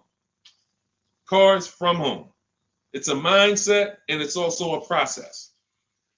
We sit down here and we contact dealers online. I have something in my book called the 25 to 5 strategy. That means we're connecting with 25 dealers in 20 minutes and we're going to get 5 offers. It is important that you must get 5 offers because 4 of them are going to be overpriced. I can guarantee you that. Right now I've worked with 2,200 people personally around the country, and we have about 9,000, approaching 10,000 people that have my digital book, Cars from Home, in their hand in the last 4 months. So when we look at the data, not to mention I shop myself, you know what I'm saying? I've used this. I know you may think every dealer has the same price. They're all different. They're all different. That's why your best deal, and pay attention to what I'm about to say. In fact, hit the share button if you're locked in. Share this with one friend because one friend might be out there shopping right now, overpaying. All right. Oftentimes, the dealers that are the closest to you are not going to give you the best offer because they think they own you. I'm going to say that again. When a dealer sees your zip code come in, when I was in the dealer, we used to get we call them leads. Anyone in sales, you know the term leads. When we see that the zip code is a zip code that is right here, 5 minutes away, 10 minutes away, 20 minutes away, there's a mindset there that this person is not going to shop. So they're not going to give you your best offer in many cases.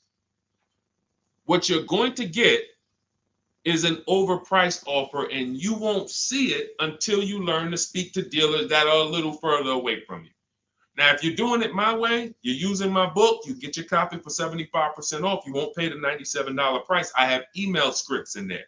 We don't talk.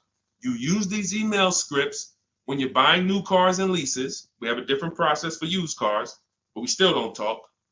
You have to, and what's happening is you're going to see that sometimes the offers that come from 45 minutes away, an hour away, are your best offer because they're trying to take business from their competition.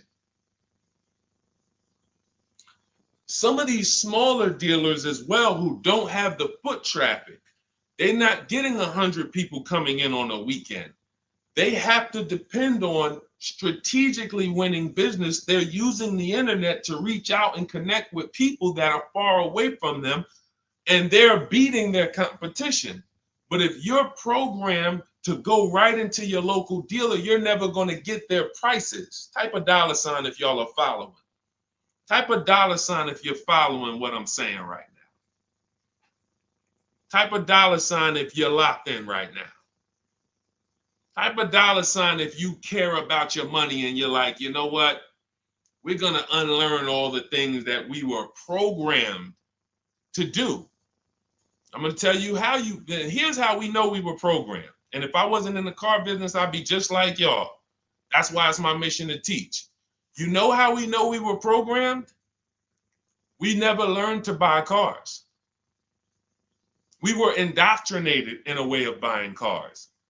We didn't consciously make a decision, approached it and said, this is how I'm going to buy cars. We were indoctrinated into how people buy cars, and that's what makes the dealer principals in these dealer groups, Fortune 500 companies that trade on Wall Street and make billions of dollars, because they have a predictable way that they serve the customer. It's not for the customer's benefit, it's for profit. So when you start doing this, and Scott, I just gave you the first 5 steps of our process. When you start doing this, you're going to see that the same people who you thought really liked you, Charlie down at the dealership that he sold cars to you, your parents. When you start making Charlie compete, you're going to see Charlie wasn't really for you. You're going to see that. The same person who, man, we always bought cars from him, but when you start making them compete, things change. Things change dramatically. And that's going to reveal to you, oh man, Charlie, how long you been overcharging me then? How long? See, because one dealer's best offer is not another dealer's best offer. So it's not like Charlie's lying. When he says to you, hey, listen, Ashley, listen, Miss Whittington, I can't do any better than this. This is our best offer. He may not be lying, especially, you shouldn't be there, but we do this, we never talk numbers in a dealership. But once they say that's our best offer, that's their best offer. When you hear from another dealer online, it's a different best offer. Another dealer online, it's a different best offer. And then you start saying to yourself, okay, I just need to find a dealer whose best offer is the lowest among everybody. But we can't stick with one dealer, because you'll never see how much you're overpaying by dealing with one dealer. So that's the process, Scott. That's the start. If you embrace that mindset, you're going to win every time. My 2 favorite words are multiple offers. You want to protect yourself from overpaying on anything. I don't care if you're getting your house renovated, multiple offers. Those of you who's not a good negotiator. Before we go to the next question, because I see we got a lot more questions coming, and keep typing them, and Dolan's going to pull the next one. Before we go to the next question, who's not a good negotiator? Type me. Not a good negotiator. I know we got some negotiators on here. We got a good amount of people, but who's not? You just don't like it. You're either not good at it. You don't like confrontation. It's just not your thing. Who'll be honest and let us know. It's not your thing. Okay, I see you, Brenda. Okay. All right, I see you, Tony. Okay. I see you. Let's go. Okay, we got a bunch of negotiators. Okay, I see you, Michelle. Okay, they're coming in now. Okay. Multiple offers is, you never have to be a great negotiator. If you embrace multiple offers, you never need to be a great negotiator, because what happens when you start getting multiple offers, you're not negotiating with the person trying to sell you something. You're making them negotiate with the other people trying to sell you stuff. Big difference. When you negotiate one-to-one, you're negotiating with a person. When you make other people get bids and you get multiple offers, now those people are negotiating with each other to win your business. That's how we have deals. That's how we have people like Danielle here, who she got her Audi. She's paying a ridiculously low payment, $550 a month, $44,000 vehicle, no money down. That's how somebody like Sean saves 20 grand off of his F-150 Lightning here. Wrote me in. Now pay attention. Pay attention to what I'm about to tell you about Sean's deal. What's so important is he saved 20 grand, 21,000 off his new F-150 Lightning. But here's the big thing. When I asked him about the deal, I want to find his post. He said to me, no other dealer, I want you to see this. He has shopped locally. Where are we? I think this is it. Okay, hang on. Okay, I'll tell you what he said. He had to go 150 miles out to get that deal. He had to go 150 miles out to get that deal. So what you're going to see from most people who learn from me, and you'll be this way too, you're driving an hour to pick up your vehicle, but it's a great drive because you know the money you saved. You don't mind driving an hour to pick up your new vehicle when you know that I'm saving $5,000 on this hour-long trip. All those other dealers close to me that felt like they owe me, none of them wanted to make me this offer. But this one deal over here, He's beating them by $5,000. I remember this young lady in California. She was buying a Volvo, and she had to fly. She called me. She said, Southern California dealer made me the best offer. They beat my highest offer in Northern California by $4,000. All the offers I got, the best one in Northern California, this dealer in Southern California beat it by $4,000. I said, so what you gonna do? She said, I just got the plane ticket. It was $70. I said, that's what I would have did. So we have to go to where we're saving the money, y'all. This is a one-time thing. You buy your vehicle from who's making you the best offer. You service your vehicle from where it's most convenient. Two big differences. All right, go ahead, Dolan. Shoot the next one up. Everyone who just jumped on, this entire stream is sponsored by my new digital book. It's called Cars from Home, 7 Steps to Saving Time, Money, and Avoiding Dealerships. It's already 5-star rated. You can Google it. For the next 30 minutes, you can get your copy for 75% off. It's my entire blueprint of leasing step-by-step, getting below market leases, getting below market purchases, getting below market pre-owned deals step-by-step, making banks bid for our business step-by-step. Now, 30 minutes only. After 30 minutes, the price goes back up to $97. So you can click the link in my TikTok bio, click that picture of me, or click the link in my Instagram bio, and come back to the broadcast after you get your book. As soon as you pay on that thank you page, I want you to screenshot that. There's a link to open the book right there. So not only will I email you a copy, on the thank you page, you click a link and that book is right there too. So, and then for those of you on YouTube or Facebook, we have the link showing below, link in the comments for you. And Facebook, you guys will see the floating link. So 30 minutes, get your copy. You won't pay the $97 price. You'll get yours for $24. And you have everything step by step. You won't have to remember any of this or watch my social media videos anymore. Okay.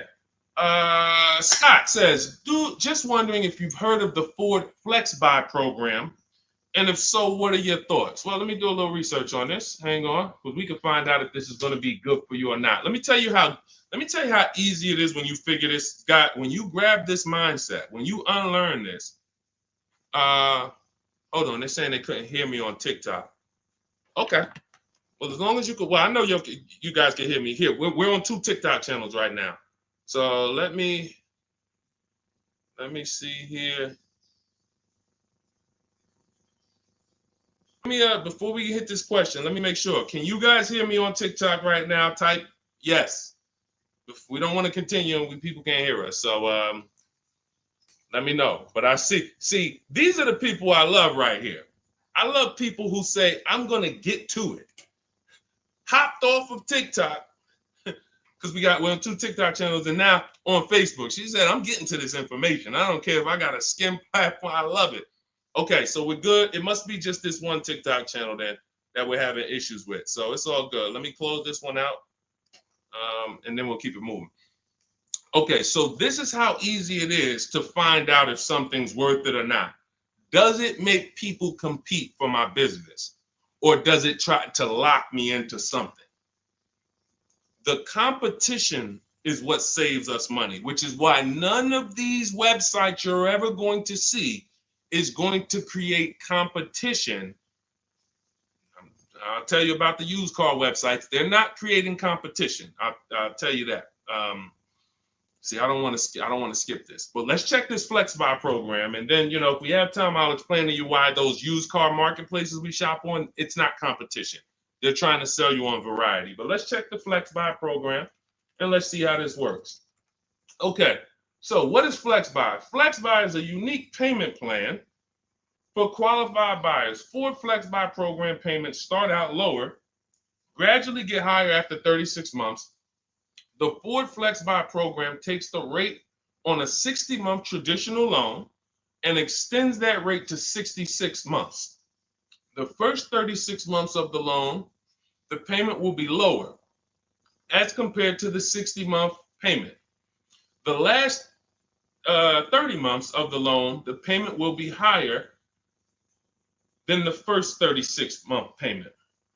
Although every reasonable effort has been made to ensure the accuracy of the information. Okay, hold on. Let's see. I'm going to tell you what I don't like about this already. And I need more information. If this is in any way adjusting to the market rate, I'm talking about if the bank says like think about an adjustable rate mortgage. Some people have had a fixed rate and some people have had an adjustable rate mortgage. The adjustable rate is good for the lender because the lender says, all right, here, pay this rate that we agree on today, but in 3 years, 5 years, and 7 years on an adjustable rate mortgage, let's talk about what your new rate is based on what the market rate is. If that's in any way like this is trash. Because the banks will say, all right, well, for the first part of the loan, we're going to do one interest rate. And then we'll look and say, midway through, what's the market rate? And if the market rate's lower, great, you win. If the market rate's higher, then you lose. So here's the thing. When we're getting loans, I'm getting ready to explain something to you guys called the bank bidding war. There's so much money in loans, it's ridiculous. That's why there's people who want to loan you money to buy cars. They don't even sell cars. And could y'all keep tapping the screen on TikTok and running those likes up? Can we get to 1,000 likes real quick? Every time y'all tap the screen, y'all run the likes up and y'all actually help TikTok bring more people over here that need to be here. So I appreciate everybody. And thank you to everyone who hits the like button. I appreciate you. It does matter. Now, the credit bureaus in the United States allow you to do something called rate shopping. Rate shopping is when you actually let multiple lenders run your credit within a small period of time, and they can access it with a hard pull and it won't drop your credit score. More than one hard pull. So let's just say one bank, Bank of America, accesses our credit to give us an offer for a loan. It may drop our credit 9 points because of the hard pull. If we shop within the rate window, we can have 50 banks at credit unions run our credit, and it's going to affect it the same 9 points. That's called the rate window. I haven't heard anyone talk about this. I've been talking about this for literally over 2 years. I think I have a couple big videos that you guys have shared, watched, that talk about how to do this. When you are getting your offers from banks, you want to get them after you've already found your best deal on your car. Because once you get your best deal on your car, you have everything you need now to go to the bank or go online, call the bank and get an offer.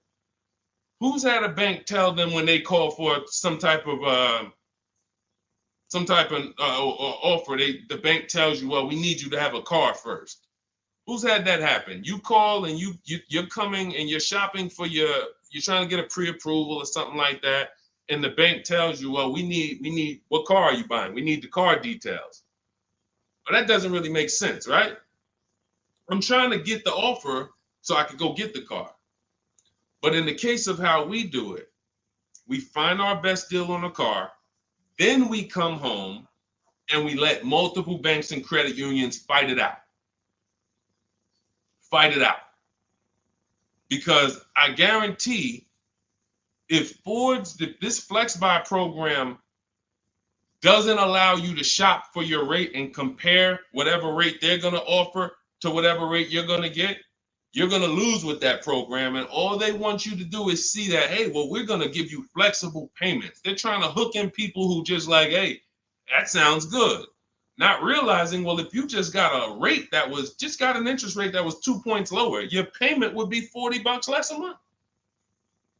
So interest rate shopping, guys, is extremely important. That's why when you get my book, I give you what's called the Bank Bidding War Blueprint. This is for you guys that are financing. I haven't added that to my book yet because I haven't had a chance to go in and restructure it. Every time I update the book, every time I come up with a new idea or a new website comes up, I update the book. I don't charge you for that. So websites go out of business. Vroom went out of business earlier this year. Websites go out of business. I'm not going to charge you for each time something changes because we use an online program. But what I did was when you get your book, you get the book, Cars from Home, and then you get the Bank Bidding War Blueprint. All this is the strategies we use to make banks and credit unions bid. I need you guys making people bid for your own sake, for your confidence, for your empowerment, for your experience. You're going to feel like I'm the prize. I'm spending $50,000 here. Why the heck am I begging people to sell me a car? Who's ever felt like they're begging people? Come on, can you take off another 1,000? Come on, can you drop it by $50 a month? Come on. You're begging people. Meanwhile, this is a 5-figure transaction. So when you flip the tables like we've been doing, like all of the people, if you're on Instagram or if you're on YouTube, you can see all of these people. You can see Zafrina, you can see Jared. Look at all these deals. People posting their numbers. Teddy, Rosalie. How does Rosalie get a 65? How much is this vehicle? How much? How does Rosalie get a $60,000 vehicle at $592 a month with no money down? How does she lease that vehicle at $592 when the same daggone Infinity advertisements we see say, hey, come put $5,000 down plus tax and you can pay that price? She did it with no money down. How? Bids. Okay? Bids. All right. Scott, if the program doesn't make people bid, it's no good. I don't care if it's flex buy, X buy, friends and family. If it's not making people bid, it's trash. It's for them, not us. Okay? I think I beat that horse down. So we can go to the next question now. Go ahead, Dolan. Remember, everybody, you have 30 minutes to get your copy for 75% off. Make sure you save my support email just in case you type your email wrong. Sometimes the book doesn't end up in your inbox. Just hit support, send them an email. My team works 7 days a week. Hey, didn't get my book. They'll get you a copy. We want the book in your inbox. We want you using it immediately. All right. This is Lorraine Celine. Thank you. I followed you and your advice on shopping for a used car, and I bought a 2007 Honda Accord at a great price. Thank you for your knowledge and advice. Amen. Congratulations. Enjoy it. Honda's a great vehicle. If you took the steps and made sure you were getting a good one, title, service records, accident history, a great Honda Accord is incredible. Even some of these vehicles, guys, long-term owners, some of you long-term owners, you need to understand which vehicles have the best longevity records. And Honda Accord is one of them. Congratulations, Lorraine. Enjoy it. God bless you. Go ahead, Dolan. Next one. Buying a Porsche Cayenne Coupe, need help. Okay, well, you sound almost like Scott. We started with the process. How many years are you keeping the car? If I could find my, oh man, I don't have time to find it right now. I know why. There's a young lady who came. I want to tell you something how important deal structure is. Who was taught never to lease a car? I want you to be honest. Type me if you were taught never to lease a car. If everyone who's willing to be honest, again, it may sound like some of the things that I'm talking about is bad news first. That's because it is. I have to give you the bad news first, and then we get to the good news. All right. So now I see some misconceptions coming out already. I see Wanda. Okay. I see Black F22. He said you never own it. I want you to understand something about what you just said. If you're a person who keeps that car 8+ years, then you can own it. I'm going to tell you why. Cars depreciate like this. Cars drop in value like this. This is the scale. That's why you buy a car today for $40,000. 5 years later, it's worth $18,000 or $15,000. You're losing value. People care about this. You know who cares about this more than anyone? You guys, you know who cares about this more than anyone? Banks. Banks. Banks don't want to own things that do this. Now look, Black is coming with a lot of stuff right now. Let's talk to Black. And let's talk to the people like Black, because Black is somebody who will tell you never lease a car. He just said you're basically renting it. You never own it. Now let's get to the point. I want to show everyone on here. Thank you, Black. I'm glad you're here because we're getting ready to use this as an opportunity to prove a point. Let me take let's look at Ansley's deal he just got leasing. And we'll talk about mileage. You can build lease mileage up to 30,000 miles per year. So it doesn't matter. At first thing people think, well, leasing, they limit you. No, you pick your mileage on a lease.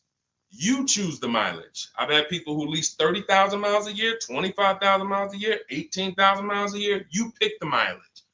Now, whether you drive or whether you lease or buy, this is what your vehicle is doing. You're losing money day by day. So when you go and you buy a vehicle, you're losing money day by day. The reason I created the 8-year rule is for you to understand that at some point, you stop losing value day by day.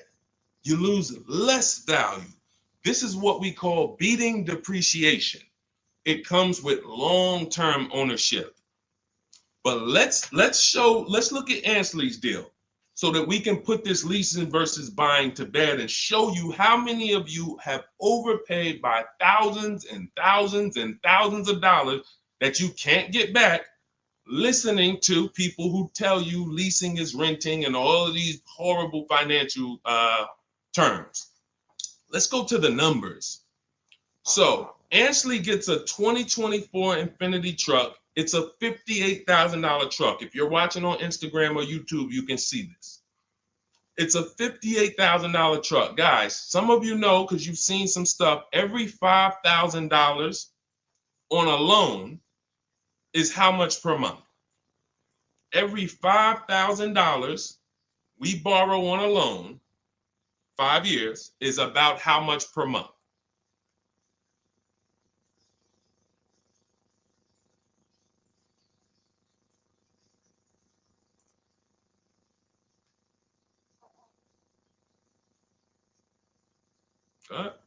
Anybody know? Thank you, Michelle. 100 bucks. Told you, shout out to the people who tapped in, locked in. See, I love the people who are locked in. It's some people who just, they sleep at the wheel. I need the people who are locked in. I'm really only talking to you. Now, that means this vehicle that Ashley went in to get, his $58,000 vehicle, if he would have just said, all right, I want to buy it because I was taught leasing is renting, how much is it going to cost me a month? No money down. Let's figure, we're going to compare apples to apples. No money down, because when you put money down into the deal, that confuses you. That actually makes you think you got a better deal than you really did. When you evaluate deals with no money going into them, it's easy to see where the best value is. Now, Ashley would have been paying $1,200 a month for 5 years. $58,000. That's not even full tax. Let's just round the tax to 60. Let's just say $1,200 a month. But Deshone, what if he got a good discount? Okay, I'll give you one better. Let's go extra conservative and let's play that game. Let's pretend that he's using my strategies and he found out a way to save a huge amount of money off this brand new Infiniti. He's getting bids, he's using my strategy, but he's not leasing because he's been programmed not to lease. So he's not leasing, but he's going to get bids. Now he saves $10,000 off the price of this brand new vehicle. $10,000. So instead of financing 60, he's financing 50. What's his payment, everybody? What's his payment? We just said every $5,000 is $100 a month. $50,000 vehicle. What's his payment? $1,000 a month. $1,000 a month. Okay. Now that's with a super discount. That's with a discount that's like anybody would be happy to save 10 grand. I'm proving the point here that you cannot get a good deal if you buy, but you should have leased. You lost. Big time. Now watch this. He's leasing and his payment is $554 a month. So now somebody like Black, somebody like Miggy over here that agrees with Black, they pull up in their Infiniti truck, right? And they pull up next to you. And y'all are both driving the exact same truck. And you look at them and you're like, hey, man, we got the same truck. Now they're going to say something to you like, yeah, you know, man, it's expensive though, man. It costs to drive this, right? And you're going to look at them and be like, Oh, how much you paying? You know, I did a no money down deal. So I know I did all right. I did no money down, but I'm paying $1,000 per month for this. Oh, really? I did no money down too, but I'm paying $554. Wait, you? Yeah. Oh, yeah. I leased this. I drive it for 3 years, then I give it back. Oh, yeah, but I own this. I'm gonna own this in 5 years at $1,000 a month. This mine right here. Okay. All right. Listen. God bless you. Have a good enjoy, man. Enjoy. Now let's go one more scenario. Let's go to the person who says, Deshone, I don't buy used. I don't buy new though. I only buy used. Cool. Let's say you pull up in your new lease that you just got. And again, everyone shouldn't be leasing. That's why step one in my book is called the 8-year rule. It's the 8-year rule. If you are keeping vehicles at least 8 years, don't worry about leasing. You're going to beat depreciation. All of that money you're going to pay to own, all the $1,000, all these high payments you're going to pay to own, all this cash that has to come out of your pocket to own, out of your bank account to own, it'll be worth it in the long run. At least 8 years though. And the longer the better. 10, 12, 15, you really want. But less than 8, losing big time. So let's say a person says, oh, I'm going to get a used version. So they find a 3-year-old Infiniti truck just like this, but so instead of paying $60 for it, let's say they find one for $30. Let's give them a good price, good mileage. They think, oh, I'm good. What's their payment, everybody? What's the payment? Come on, stay by the keyboard. I need y'all quick because we're teaching something here to people like Black. They might not get it. I pray that they do, but they might not get it. But the people who are locked in financially, the people who understand financial literacy are going to get this. If every $5,000 is $100 a month and they buy a pre-owned version for 30 grand, what's their payment? Thank you, Michelle. 600. 600. See, he said 500. So this is how I know he's struggling. And I'm not trying to beat you down, man. I'm just saying when you're talking about something you don't understand, it's better to ask questions, not make statements. So now we pull up. You have your new lease. You got this same deal, $554 a month. He pulls up in his 3-year-old version that has probably 1 year of warranty left. You both did a no money down deal. He looks at you and says, oh, wow, that's the new one, right? Yeah. This is the 2024, 2025. Oh, yeah, this is a 22. I just got this. I got a good price on it. I paid 30. Okay, cool. What's your payment? I pay 600 a month. What you pay for the new one, man? I know that must be expensive. I pay 554. Wait, what? Yeah, I paid 554 for this. No, you put a lot of money down, right? No, I didn't. I gave him $554. I drove off. It's understanding. That's deal structure. That's why when I came and started teaching 3 years ago, I had to teach deal structure. I couldn't teach people to just go in and buy cars, get great prices. If you get a great price, but your structure is wrong, you overpaid. You're driving cars, you're driving older cars with no warranty. And many of people who've been taught to do this, they never even pay the car off. They trade the car in before they even pay it off. They literally, I used to have people walk into the Mercedes dealer and they look at me and say, Deshone, is that the new version? I'm like, yeah, that's the new one. He's like, I got 3 payments left on this one. As soon as I pay it off, I'm coming to see you for that one. So this is a person who paid these high payments because they wanted to own. They thought they were going to own. As soon as they get their title, it's like running a marathon. Oh, these high payments, these payments are so high, but one day I'm going to pay this car off. And then as soon as you get to the end of the race, you go start another race. It's horrible. It's horrible. And so that's why we don't move into any other step before we get to the buy versus leasing. That's why it's step 1 in my book. So we can sit here all day and compare numbers. There is no comparison to a person who's getting great lease deals versus a person who's buying. It's not even close. We're driving better cars. We're driving, they're usually always under warranty. We're paying cents on the dollar when you know how to get below market leases. I'm not talking about these commercials y'all see. That ain't nothing. We don't pay those prices.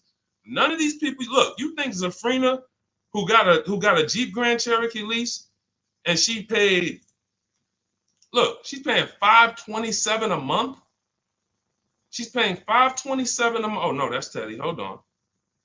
You think Zafrina, who's paying $579 a month for a $66,000 truck, is ever going to she's not going to let this bad information get to her anymore. She's driving a $66,000 truck. So again, now let me, before we go to the next question, I'm going to just read some things from Black because he's over here typing. And I do want to give him the courtesy of reading because we just used him as a teaching moment. I think everyone learned. If you just got what I just taught about the leasing versus buying, type $, $. Just type $. If you got that point of me, see, no one talks to you about payments. They say things like never lease, always do this, always do that. But they never talk numbers. The reason why we go straight to the numbers is because the numbers don't lie. They say men lie, women lie, numbers don't lie. So when we go to the numbers, shout out to everybody. I see y'all. I see y'all. I see you, Wanda. I see you, Tony. I see you, Michelle. I see you, Megan. I see you, Brenda. I see you, Federico.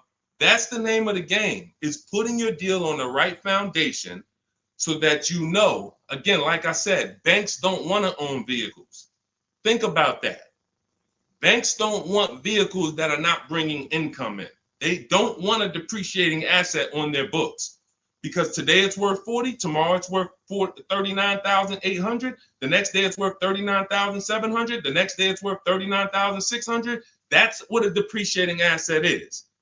They don't want them on their books in the short term. They're in the short term business. And some of us are in the short term business too. The only people that are winning long term with purchases are those of you who keep your cars 8+ years.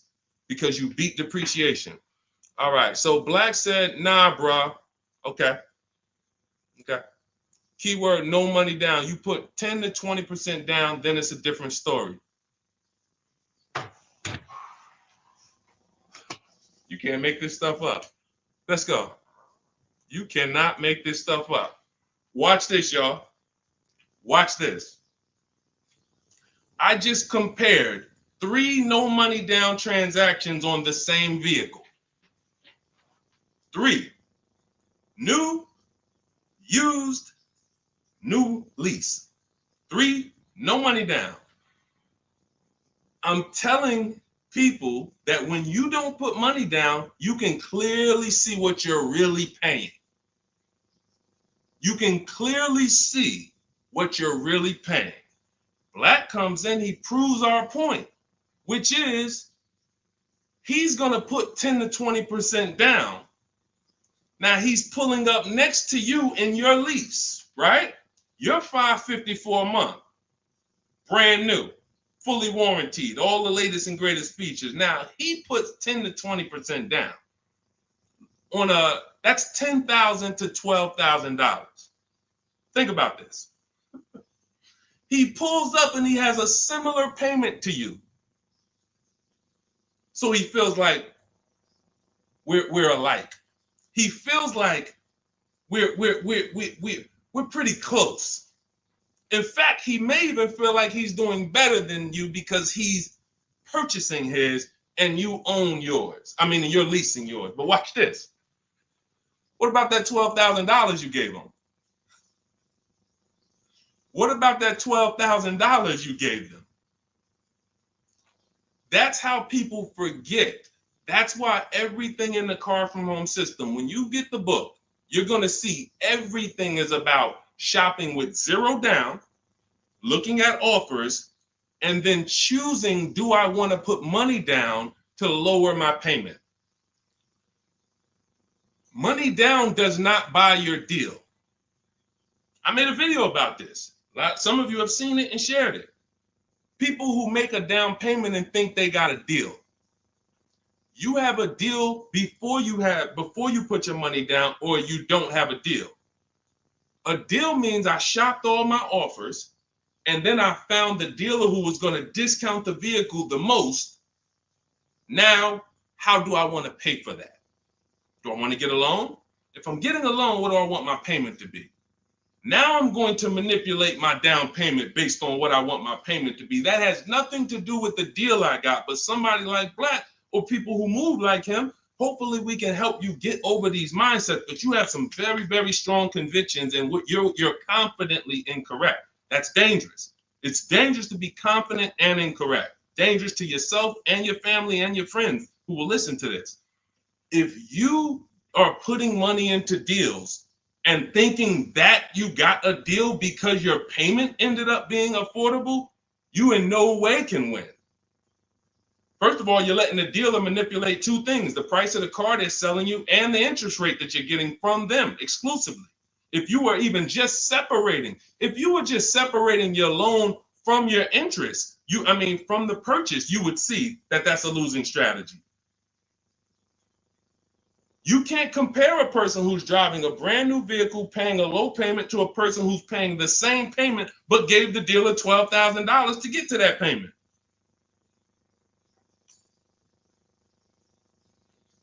And look, here we go. Now let's get ready for the next question, because Black just said, I believe in the Ramsey rules, not leasing cars, and he's costing you.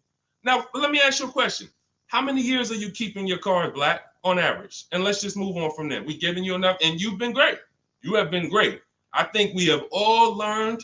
You've given me a lot of things to be able to teach the audience who's willing to learn, but there is in no way, shape, or form. 3 to 4 years. My man, you are losing like crazy. Look, he's buying cars like this and flipping them. He's buying cars like this and flipping them, coming back. You're spending so much money that I can't even get it across to you because you're not in a posture to learn.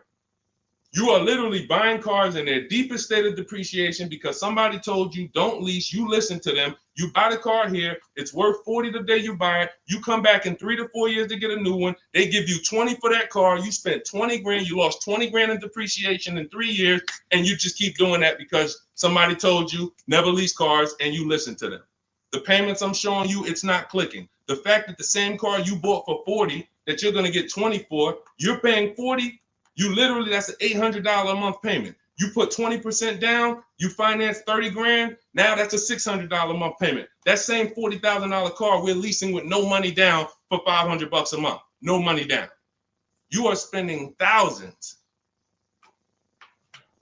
We can't help you, man. You got to be willing to unlearn it. You are so locked in, So anyway, but I think, listen, everybody who got it, you understand.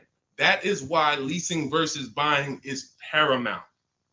You cannot get it. If you are not keeping your cars 8 years, you cannot get a great deal buying. You're going to lose in depreciation. You're going to lose in resale value. When you go to replace that car and you see what it's actually worth and how much you paid over 4 years or 5 years or 7 years, when you compare that to a person who drove brand new cars for that particular same period of time, it's no comparison. And then you have cars with no warranty and all of that. Yeah. Look, Megan said, Black doesn't seem to learn.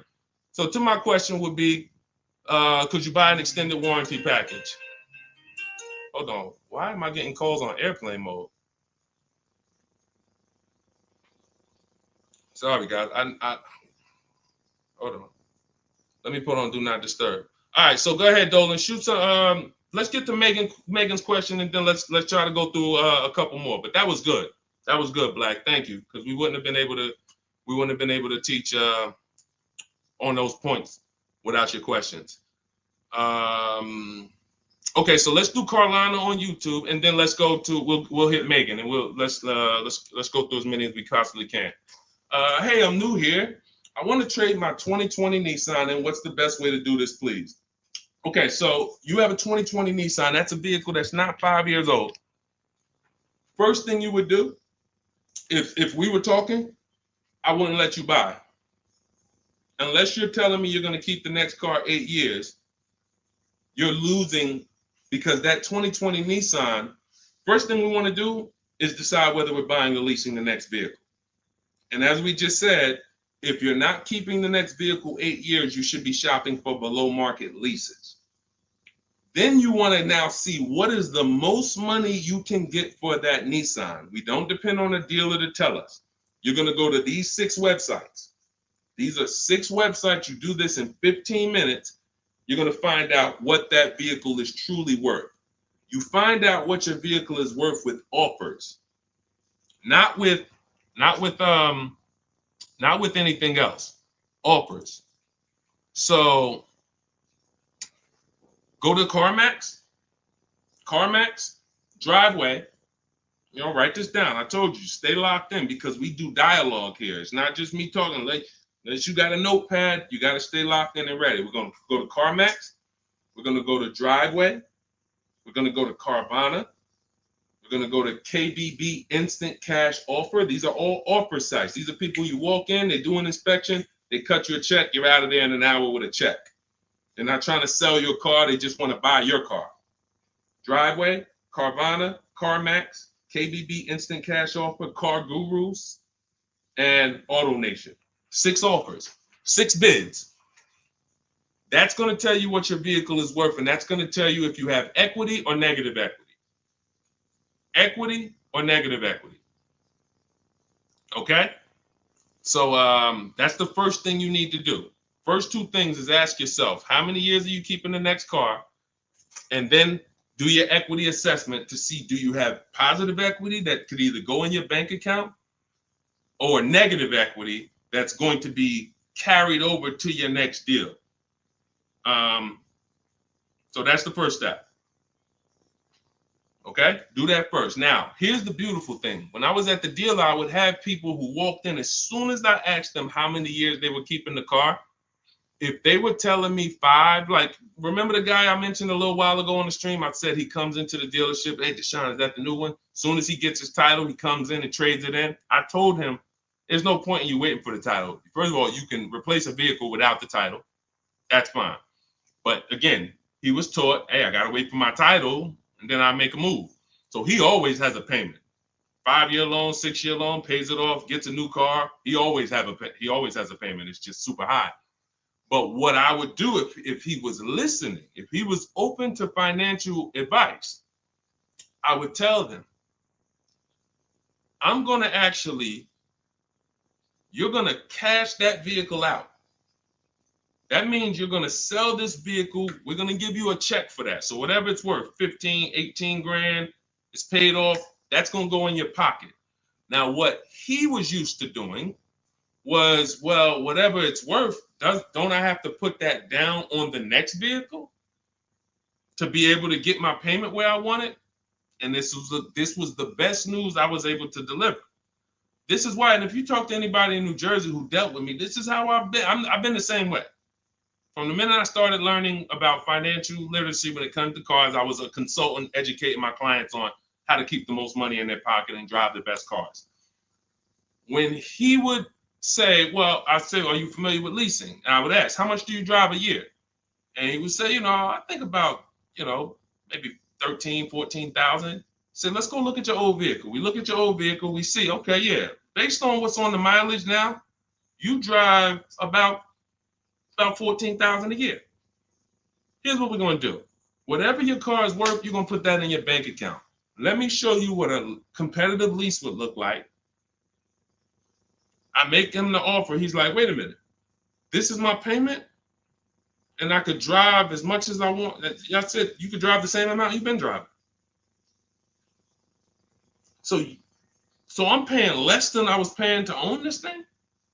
And you about to give me a check back for 12 grand, 15 grand? Yeah.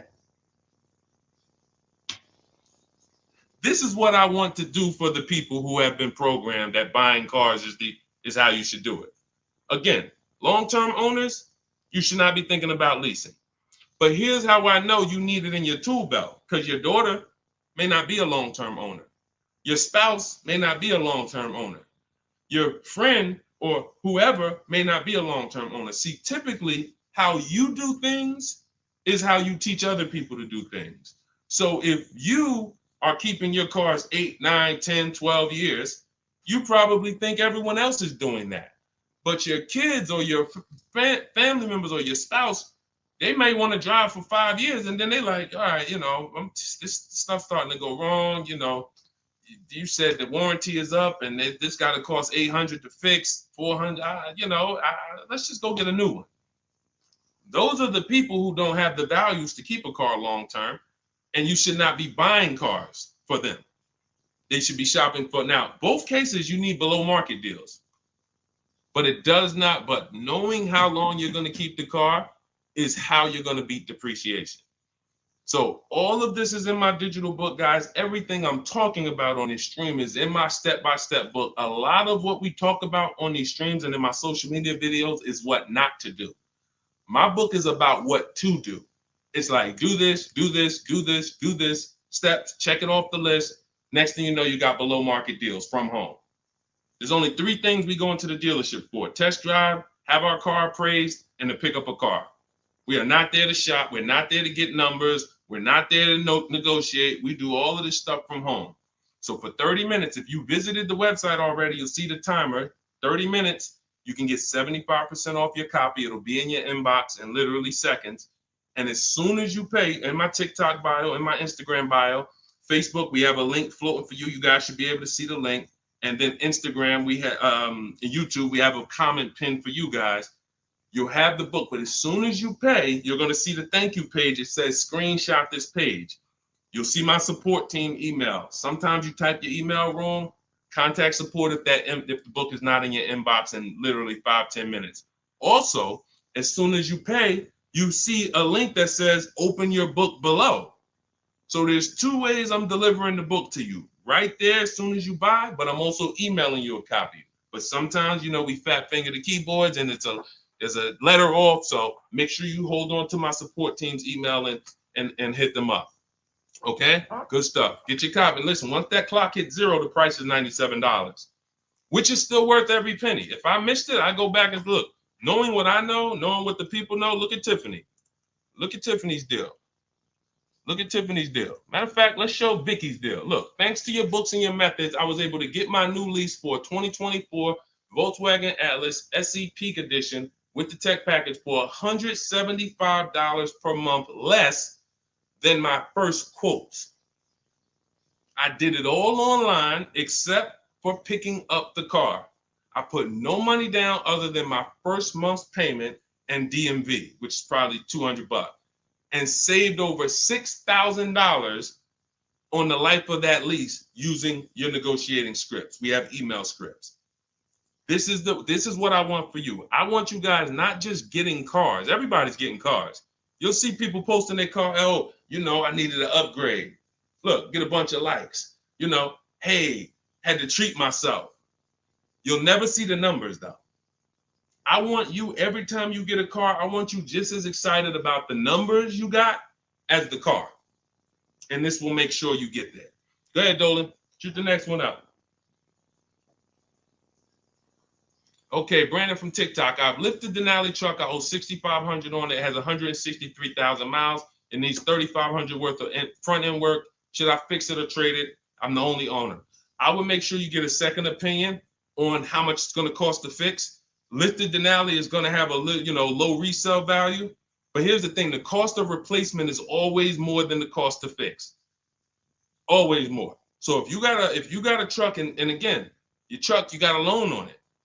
You got a loan on it, 163,000 miles.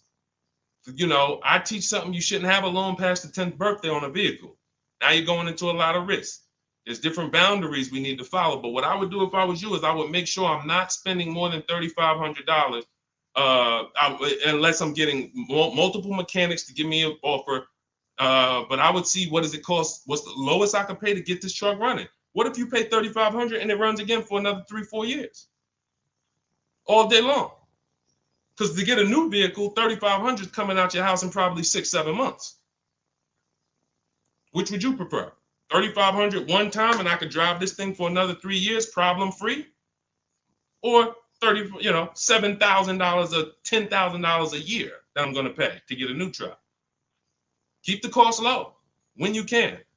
All right? Listen, I'm going to jump off. Everybody, listen, we'll be back for another stream. We went deep today. I think we dug into stuff we've never dug into before. Thank you to Black for, bringing some information to us that allowed me to teach and help you guys unlearn. Everything you need is in my digital book, Cars from Home, 7 Steps to Saving Time, Money, and Avoiding Dealerships. Normally $97. It's 5-star rated. You can Google it. You can see all the reviews people wrote using it. But you won't pay $97 if you get to my TikTok bio or my Instagram bio before that 30-minute countdown expires. You'll get it for 75% off, which is $24. And on YouTube and Facebook, I have a comment pinned for you guys where you can get your copy for 75% off. Use it. Make sure you email me your success stories, and make sure you save my support team's email just in case you type your email wrong. Let's make sure my team gets you your book. All right. God bless you. Keep winning. Keep unlearning. I'll see y'all on the next one.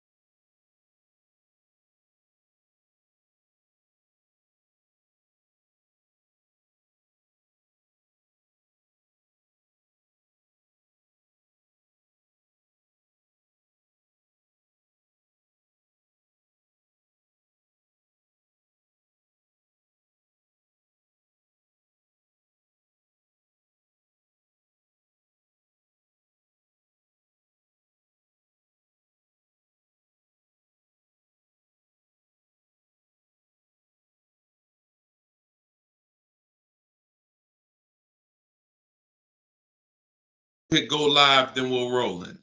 Jasmine from TikTok asks, what do I do when I can't afford the lease after 1 year? Great question.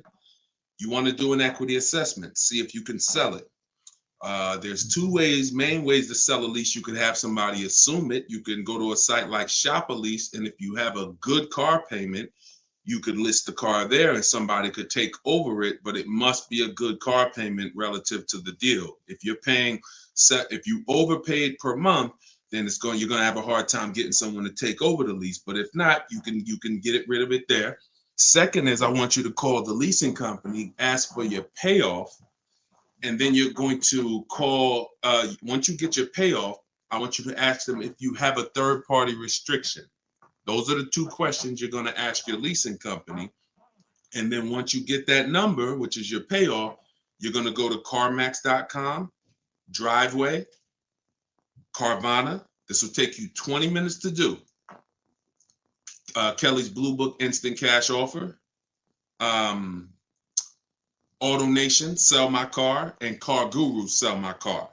You want to get 6 offers. It's very important when you're on those sites. When they ask you, is your car owned, leased, or financed, put owned. That's going to tell you what the market value cash is for your car to get rid of it in a day. If it's greater or equal to your payoff, you can get out of it. If you have a third-party restriction, then you're going to need to take another step and you're going to sell to a local dealer. But you got to see where your equity position is first. Got to see where your equity position is first. All right, I'm going on and I'm sharing the broadcast, and then Dolan, you could queue up the next question. We're live on TikTok, Instagram, YouTube, and Facebook.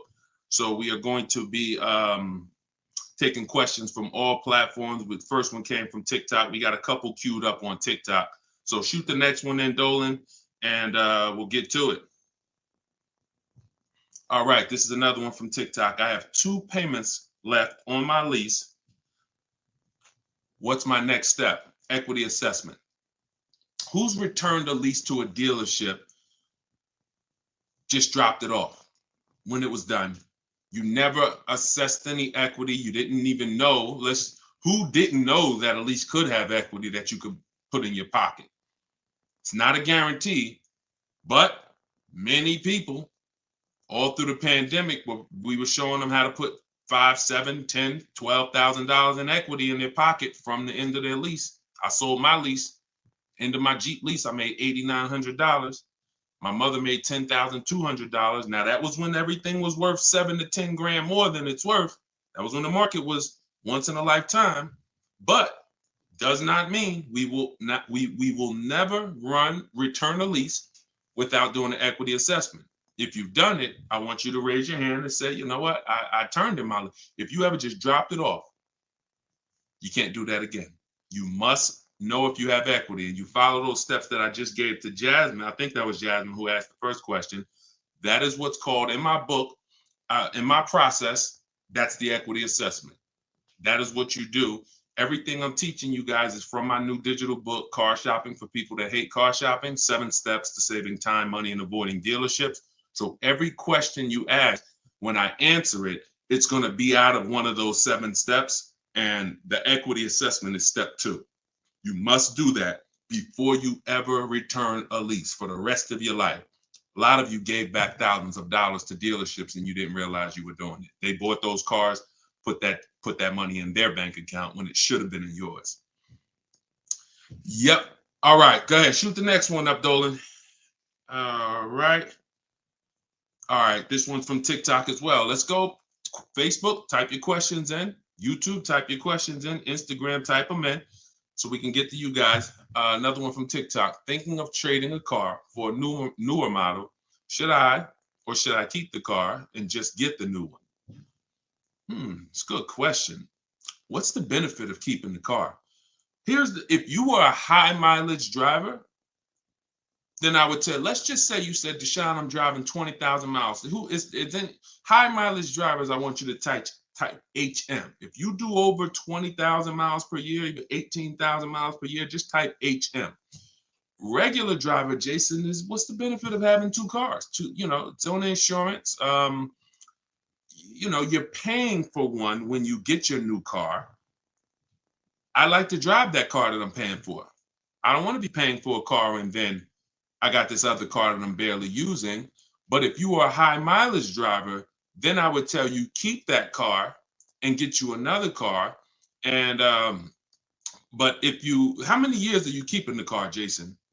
How many years are you keeping this next car? Because depending on your answer, it's going to change my answer to you. So this car you're thinking about getting, how many years you see yourself keeping it? Let's start there. Come on and shout out to the sharers. I see y'all running the likes up on TikTok and y'all keep tapping that screen. Just every couple minutes, throw a couple taps. It really helps the broadcast. And I appreciate everybody who's helping us get this message out. I really do. We couldn't do this without you.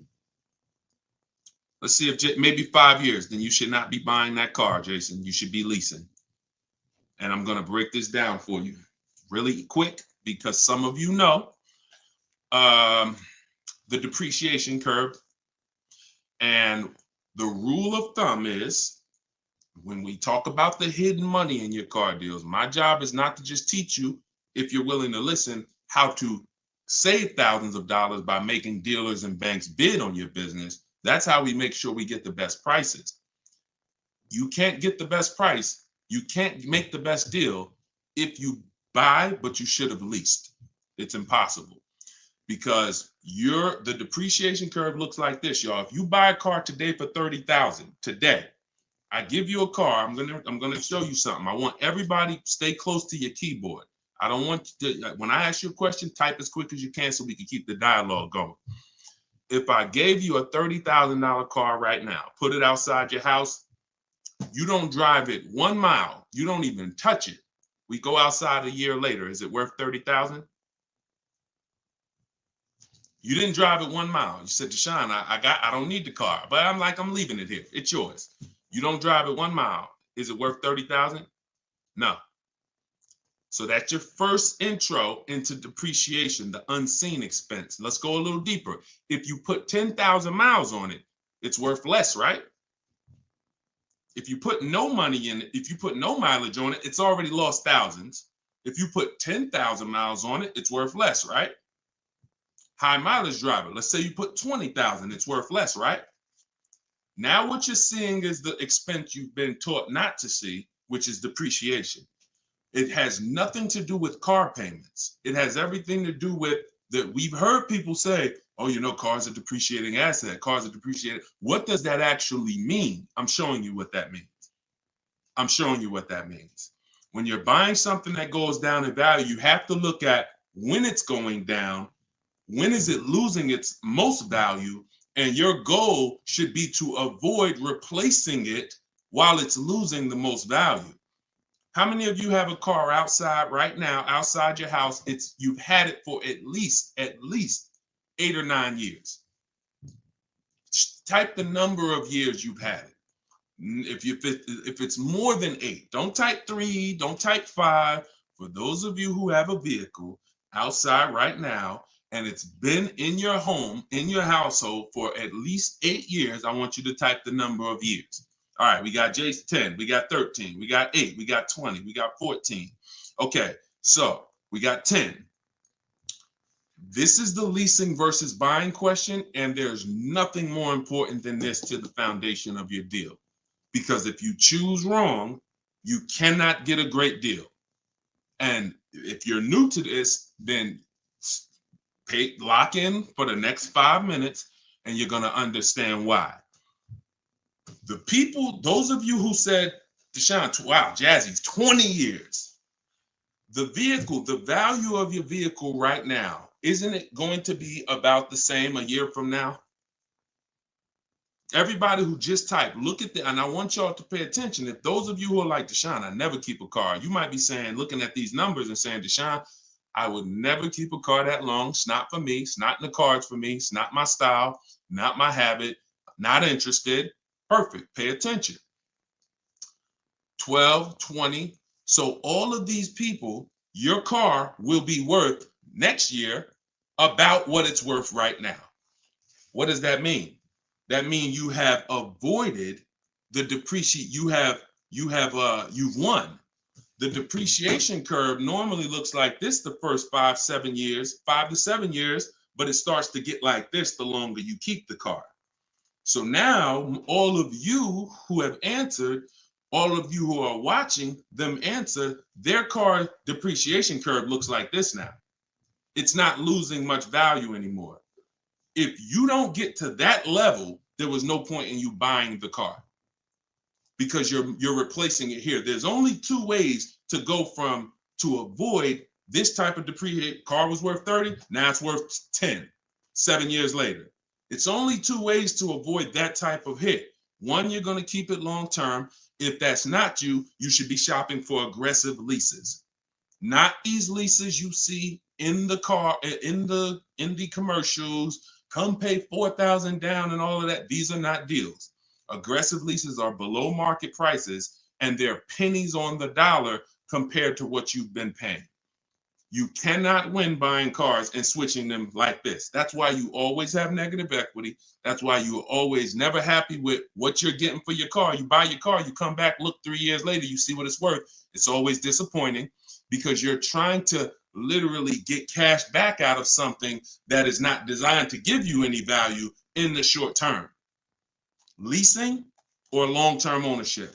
That's why the first thing that I teach, it's called the most important question, is how many years you keep in the car. If it's not 8, then you should be leasing.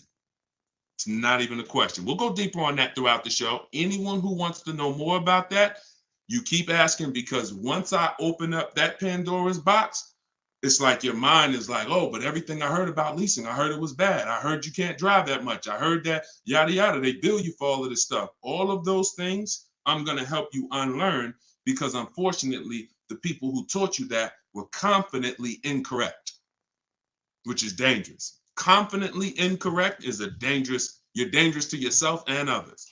So, all right, so that's the key. That's the key, Jason. Don't think about buying if you're not keeping 8 years. You're going to overspend. And we'll talk more about that throughout the broadcast. Feel free to ask follow-up questions. Go ahead, shoot the next one, and I'll go as deep on that subject as we need to for you to understand it. It'll give you some lease comparisons. You'll see what great leases look like, and you'll see how there are pennies on the dollar when you know how to get great lease deals. And that's the way you avoid the depreciation. Only 2 ways. Great lease deals, long-term ownership, 8, 10, 15 years. That's it. 2, 3, 4, 5 years, you can't avoid the depreciation buying. You just can't. You're going to lose thousands every time. Go ahead, shoot the next one up, Dolan. We're keeping the questions coming in. We're live on all platforms, so just keep typing. I'm going to try to get through as many as I can. We got a lot of questions coming from TikTok. All right, let's go. Should I put money down on a lease that I'm about to turn in? That you're about to turn in. I'm gonna assume you meant, should I put money down on the lease that you're about to get? So check it out. Here's how you shop all your lease deals from now on. there's one thing that I never want you to say again. It's really two things, but in this subject, the other thing is trade. This is down payment.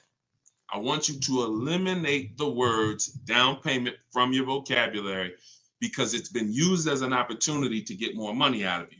Who's ever went in, thought you were making a car deal, you thought you were going to put maybe $1,500 down, and then somewhere down the lines, these hidden things come like, oh, well, you got the taxes and fees, and then you end up putting more down than you thought you were going to. Has anybody, that ever happened to anybody? Hit the raise your hand emoji or just type me if you've experienced that.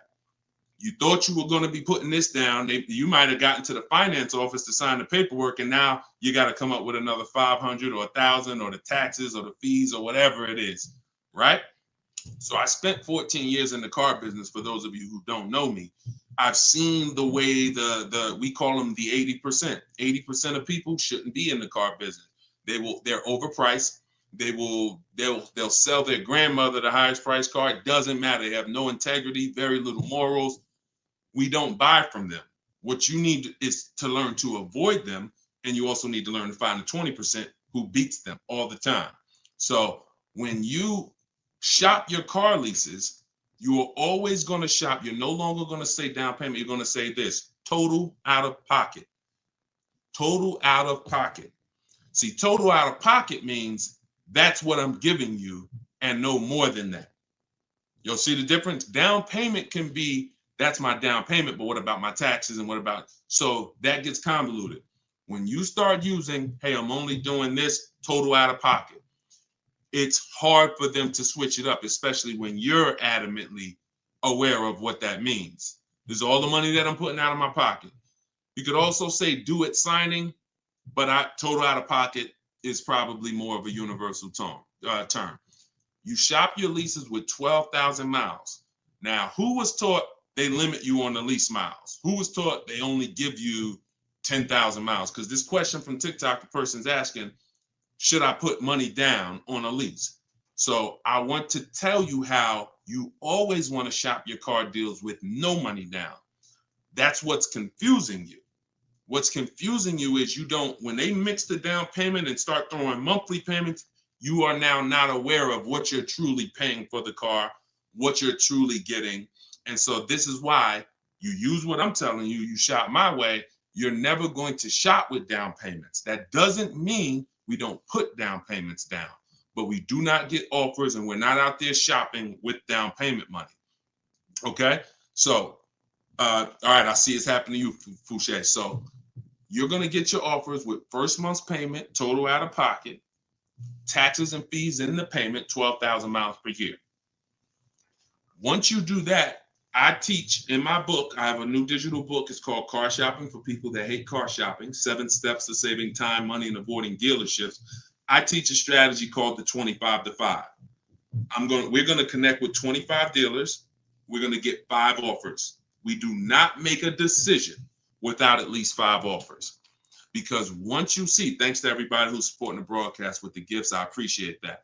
Once you see how different the offers are, you're going to realize you're going to see how much money is in multiple offers. You must get 5 offers because 80% are overpriced. Don't try to change these people. Don't question, oh, listen, why are dealers like this? Why are the 80% overpriced? Listen, Jim Rohn used to say, don't sign up for that battle. Why does the sun come up in the east, and, in the east and set in the west? Like, don't sign up for that. Some questions are not worth asking because they mean nothing. Just know that's what it is. Expected. 80% are going to be overpriced. This is why you are not going to get your best deal walking into a dealer anymore. You're going to sit at home. You're going to decide what you want. We call that shopping, not buying. This is step 4 of my process. We have 7 steps. Step 4 is shopping. And then once you decide what you want, you're getting it from home. 90 to 100% of your new car transaction and your leases should be done from home. That's where your power is. That's where you have the power of leverage. That's where you have the power to make multiple people compete for your business, which saves you thousands of dollars. I'm going to give you tons of examples. This works every time. How do we know? It's the way we buy everything else. Everything we buy in life, we go into the grocery store, we need spaghetti sauce. You need laundry detergent. It's a bid. You may not be aware, but I'm going to make you aware. Everyone is bidding for your business. Hey, look over here, Prego. Hey, this brand, Classico. Hey, we're on sale this week. Hey, we have the best. Y'all see what I'm talking about? Everything that we buy, especially expensive items, but even low priced items, companies are competing, except in car dealers. They've trained you. They've trained me. If I wasn't in the business for years, I wouldn't know, to focus on one place and think we all have the same pricing. They made you think Nissan, we're a Nissan dealer, we're all the same price. So you might as well not even go anywhere else because we're all the same price. No, we're not. No, they're not. So when you start shopping multiple offers, you can do it by phone. I like to use email. I like to do everything copy and paste by email. But when you start getting multiple offers, you're going to truly see where all the hidden money has been, and you'll see how many of these dealers are overpriced, which is going to just make you say, from now on, I'm definitely shopping online. So but you need to do it correctly. There's some information you must give a dealer in order to get quotes online. And most of you don't know that. That's why you're having problems getting quotes, because you're not giving the dealer what they need to get quotes. So we'll go deeper on this throughout the show. But this is what we're talking about, y'all. This is all in my book. In my book, you have the 7 steps laid out. You could cue the next question up, Dolan. And for our launch, you can get it for 75% off. The book's normally $97, but for our welcome offer, our launch, I said, you know what? We're going to do 75% off for 30 minutes. So when you go to my TikTok bio, you click that link. There's a button that says, get my new book, 75% off. You get yours. You won't pay the normal $97, but it's only for 30 minutes. Once that timer goes down, you go back up to 97. Same thing on Instagram. It's in my Instagram bio. And then we're going to put the link here for you guys here on Facebook and YouTube. All right, go ahead. This one's from Instagram. If I'm keeping a car under 8 years, I like y'all using this 8-year rule language. I like that. I like what I'm seeing, y'all. Y'all really this is really absorbing. If I'm keeping a car under 8 years and will definitely go over the miles, how do I lease cost effectively? You choose the right miles. You never. I was at Hyundai. And I experienced most of what I'm teaching, I learned through being in the dealerships and just watching, paying attention, asking questions, seeing bad situations, and then asking questions to make sure I could help people avoid them. I was at Hyundai. I was a manager for 6 weeks there. And this guy came in and he was returning a high mileage Hyundai lease. It was the first one that I had really saw that I could remember. He brought it back. It had 70-something thousand miles on it. And I was just like fascinated. I said, you lease this? He said, yeah. All I do is lease. He said, man, I'm in sales. I used to buy these cars. I was putting so much money in the cars, all this negative equity. And it was just like, I hated it. He said, once I got exposed to the high mileage lease, I never looked back. I drive this thing 20-something thousand miles a year, 3 years, I drop it off, I get another one. And so I said, okay. Because I had also experienced high mileage people coming back with lots of miles, but a lot of negative equity with it. Hey, Deshone, I'm looking to change this thing. How many miles you got on it? I got, 180. It's all highway. And then you look at what you owe, high mileage drivers. And I'm like, God, man, it's going to be hard because you got all this negative equity. So once he exposed me to that, I looked at his payment and I said, man, he's only paying a couple dollars more, $150, $200 more per month to have all the mileage. That $150, $200 a month is a lot less than the depreciation hit that he's taking. Again, going back to the unseen expense. We already said, we park a car outside your driveway tonight, it's 30 grand. Next, I asked everybody on here, is it worth 30,000 tomorrow, a year from now, if you don't drive it? Everyone unanimously said, no, it's not. So even without mileage, it goes down. When you do regular mileage, it goes down more. Somebody doing 25,000, this is how you're destroying the value of your car, but at the same time, the loan is still staying high. So once I saw that you could avoid that with a high mileage lease, that became part of one of the strategies that I teach for high mileage drivers. This is only if you're short term. Pay attention to what Maddie's question said. If I'm not keeping it 8 years. If he was, there's plenty of cars that you can keep 8 years and just put a ton of miles on it. You're not worried about trading them or selling them because we don't trade.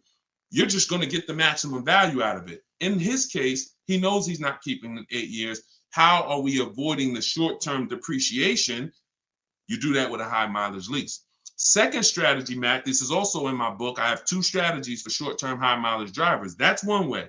Shop for your lease, 12,000 miles a year, identify the best bid, and then once you identify the best bid out of 5, you have them adjusted to a high mileage lease. Second is you buy your car, or if you have a car now, you keep that car, pay that car off, and now you're going to go lease your nice car, and that's going to be your second car. I call that 2 cars, 1 payment in my book. That's what it's called. And now you have, because some people say, Deshone, you know what? I want a nice car. I drive a lot for work, but man, I want to get me something nice, but I don't want to just be destroying it. And this strategy becomes perfect for them. This guy who's doing the high mileage lease with Hyundai, that's not a nice car. Especially once it gets up to 60, 70,000, it's not so some people are like, you know what? I want a nice car. I'll have my mileage car. I'll do, half the mileage on that. And then I'll go and lease me something and I'll do half the mileage on that. And so it's a beautiful thing. You got your nice, beautiful car and you got your mileage car and you split it, payments affordable, and you're not dealing with all this negative equity like you've been used to dealing with as a high mileage driver. High mileage drivers are getting killed with some of the worst because you guys are just killing the value of your cars. You use either one of those, you're going to love it. Both in my book. So if you want that step by step, it's in there. Some of you are like, Deshone, this is great. I don't want to try to remember all of this. In my book, it's right there for you, laid out step by step. You can get it for 75% off in my TikTok bio or my Instagram bio, or just scan the QR code on the screen or go to deshonesbook.com. Either way, get you 75% off. Okay, shoot the next one up. That was a great question, man. Shoot the next one up. Let's get through as many as we can. This one's from Instagram. Would you recommend leasing business vehicles? Well, that's a question for your accountant. Whoever is going to be helping you benefit from having vehicles in your business name, that's the person you should be asking, which is most likely your accountant, whoever does your taxes.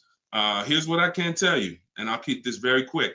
Many people are putting cars in their business name with no business, or no business that requires a car. Be very careful. There's 2 parts to this. One, whoever's going to teach you to put cars in your business name from a business strategy standpoint, that's who you need to learn from. Second is you can use what we teach to save money on the cars, because what I see these people, influencers, social media people paying for these cars, they'll never tell you what they're paying. And they go and they re-up their cars like crazy because they need it for their brand. The money they are losing, most people can't afford to lose. But unfortunately, they're desperate.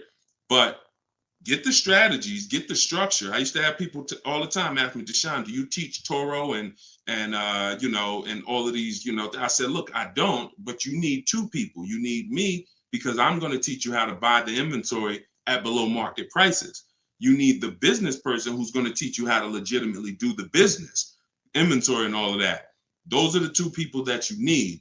And without both of them, you got some incomplete counsel. But be careful listening to these people, man. If you don't have a business and you wrote off thousands of dollars in business mileage or thousands of dollars in car payments and maintenance, I don't want to be around you when you get audited. And the sad part is those people who told you this won't be around when you get audited, and you can't support that. Just be very careful when you we don't want a second wave of the PPP. You get a lot. Okay, that's it. We're not gonna beat a dead horse. Go ahead. Next question, Dolan. I think y'all get the point. Some videos were the worst videos to go viral. Did so much damage, still doing damage. Okay, TikTok. This one from TikTok. Facebook, YouTube. Keep typing. We're not seeing many questions from you today. Do you recommend leasing over purchasing? So you missed what we talked about. I recommend you go back, watch the begin. See, there is no leasing or purchase. There is no either or. It's a based on how many years I'm keeping the car, I should be leasing. There is no either or. When you lease, you are not keeping your car and you are avoiding short-term depreciation, paying pennies on the dollar for brand new cars. That's not going and paying what they have advertised or walking in a dealership and say, hey, work me up a lease deal. That is not what I'm talking about. When you add up the payments from doing that, you're going to see you overpaid. You probably broke the 1.5% rule and you paid too much for a car you're giving back in 3 years. What I'm talking about is aggressive lease deals. Look at this. Give you an example. I'll give you an example right here. So, and this one, I love to use her because she was in the middle of the pandemic. Middle of the pandemic, people were out here buying Kia Tellurides for just $5,000-$10,000 over sticker. Bonita got hers in 2020. She got a 2023 Kia Telluride, put $600 down, and that was her car payment every month for 3 years, $600 on a almost $47,000 Telluride. Why is this so important? Some of you know, you may have seen the video, how much is every $5,000 in a car purchase price? How much is that per month on a loan? Every $5,000 is how much per month. So we're going to compare Bonita's incredible lease deal she got to someone who bought this same vehicle to show you that if you should have bought, but you lease, if you should have leased, but you bought, there's no way to win. It's over. $100. Good job. So that's clicking in. Ronald, great. $100. So whenever you look at a car, you look at a $10,000 car, your mind should automatically say that's $200 a month. 5-year loan. $20,000 car, $400 a month. 5-year loan. $45,000 car, which is about what Bonita got, that's a $900 car payment. So there's people driving this car. We're not even taking into account the taxes and anything like that. That'll put it up probably about 40. Actually, that'd be put it about 50. For her truck was 46, taxes and fees, call it 50. It's about $1,000 car payment for 5 years. She's paying $600. This is why there's no comparison. And sometimes your mind may play tricks on you. Yeah, but it's more than that. Is it? If you and I both drive out the same lot, same exact vehicle, you're paying, we're not putting any money into the deal. See, I want to make sure I keep you on track when you're not, neither one of them are putting any money into the deal. They're literally just going in, no down payment. All right, what's my deal look like? $600 a month, great lease. $1,000 a month, 5-year loan, no money down. So when we leave it the same, if I'm paying $1,000 and you're paying $600, is there any question of whether you're winning right now financially? Same vehicle. So as we drive, the only way you can eventually win, or I could eventually win if I bought, yeah, I'm paying $1,000, but I'm going to keep this vehicle long enough so in 10 years my Telluride is going to maybe worth $9,000. I kept it 10 years. It's worth $9,000 out there, but it's not losing value anymore. It's been in my household and I was able to outlive the depreciation. So now I win. Doesn't mean you lose. See, it's not like, oh, well, you lost, you should have bought. No, Bonita knows I'm not keeping 10 years. I'm not keeping 8 years. That's not my goal. Therefore, I'm going to shop for great lease deals and I'm going to pay pennies on the dollar compared to people buying. And that's my win. So there is no should I buy or should I lease? Do you recommend leasing over purchasing? I recommend leasing when you should be leasing, which means you're not keeping your car 8 years. I recommend buying when you should be buying, meaning you're keeping your cars 8 years. You're going to outlive depreciation, pay it off, and have a car that is not losing value in your driveway in 8, 9, 10 years. That's when both people win. And if you're stuck in the middle, then what I recommend is you get out of stuck in the middle because you're losing tons of money. Get out of being stuck. Buying leases out, buying loans, trading them in. Get to one, choose a side. I put 2 good sides in front of you. Choose a side. All right? Good question, though. Go ahead, Dolan, cue the next one up. This was good, man. Wait, let me make sure. I'm trying to make sure I'm sharing all of this. Shout out to the sharers. Everybody getting value out of this? Type $ if you're getting value out of the show. This is what we do. All right, go ahead, shoot it up. All right, a lot of questions from TikTok today. YouTube, y'all, come on, type the question. All right, good to see you, Melody. I see. All right, when is it a good time to buy a car? Sashi, there's no good time. There's no bad time. Dealers have to make deals. See, I want you to not believe the marketing. What I want you to also do is I want you to pay attention when we do these shows. Pay attention to I don't want you shopping in an emergency situation unless it's an emergency. What does that mean? If your car was totaled, stolen, then it's an emergency. You got a couple days, no problem. You can use what's in my book. You can get bids. As long as you get multiple offers, you won't overpay. If you have your back against the wall, that's going to happen every now and then. Multiple offers is the key. If anybody had to go buy a TV right now, I said, look, you got 48 hours, you got to get a 100-inch TV, and you got to get a great deal on it. Is anybody worried about overpaying for the TV? Anybody on here? In 2024, is anybody worried? Dad, man, I only got, back in the days, it might have been like, oh, shoot, 48 hours. That might not be long enough. But you know where to go. Amazon.com, BestBuy.com, Walmart. I'm going to find the best deal on a TV. What I'm telling you is that's the same way you approach car buying. The more you do it the way you shop for everything else, the more you're going to see, oh, this is a lot easier. I'm in a lot more control. I eliminate buyer's remorse. So even if your back is against the wall, if you're shopping, buying, you still should be getting multiple offers to make sure you're getting the lowest in the market. I'd say at least 5 because 80% are overpriced.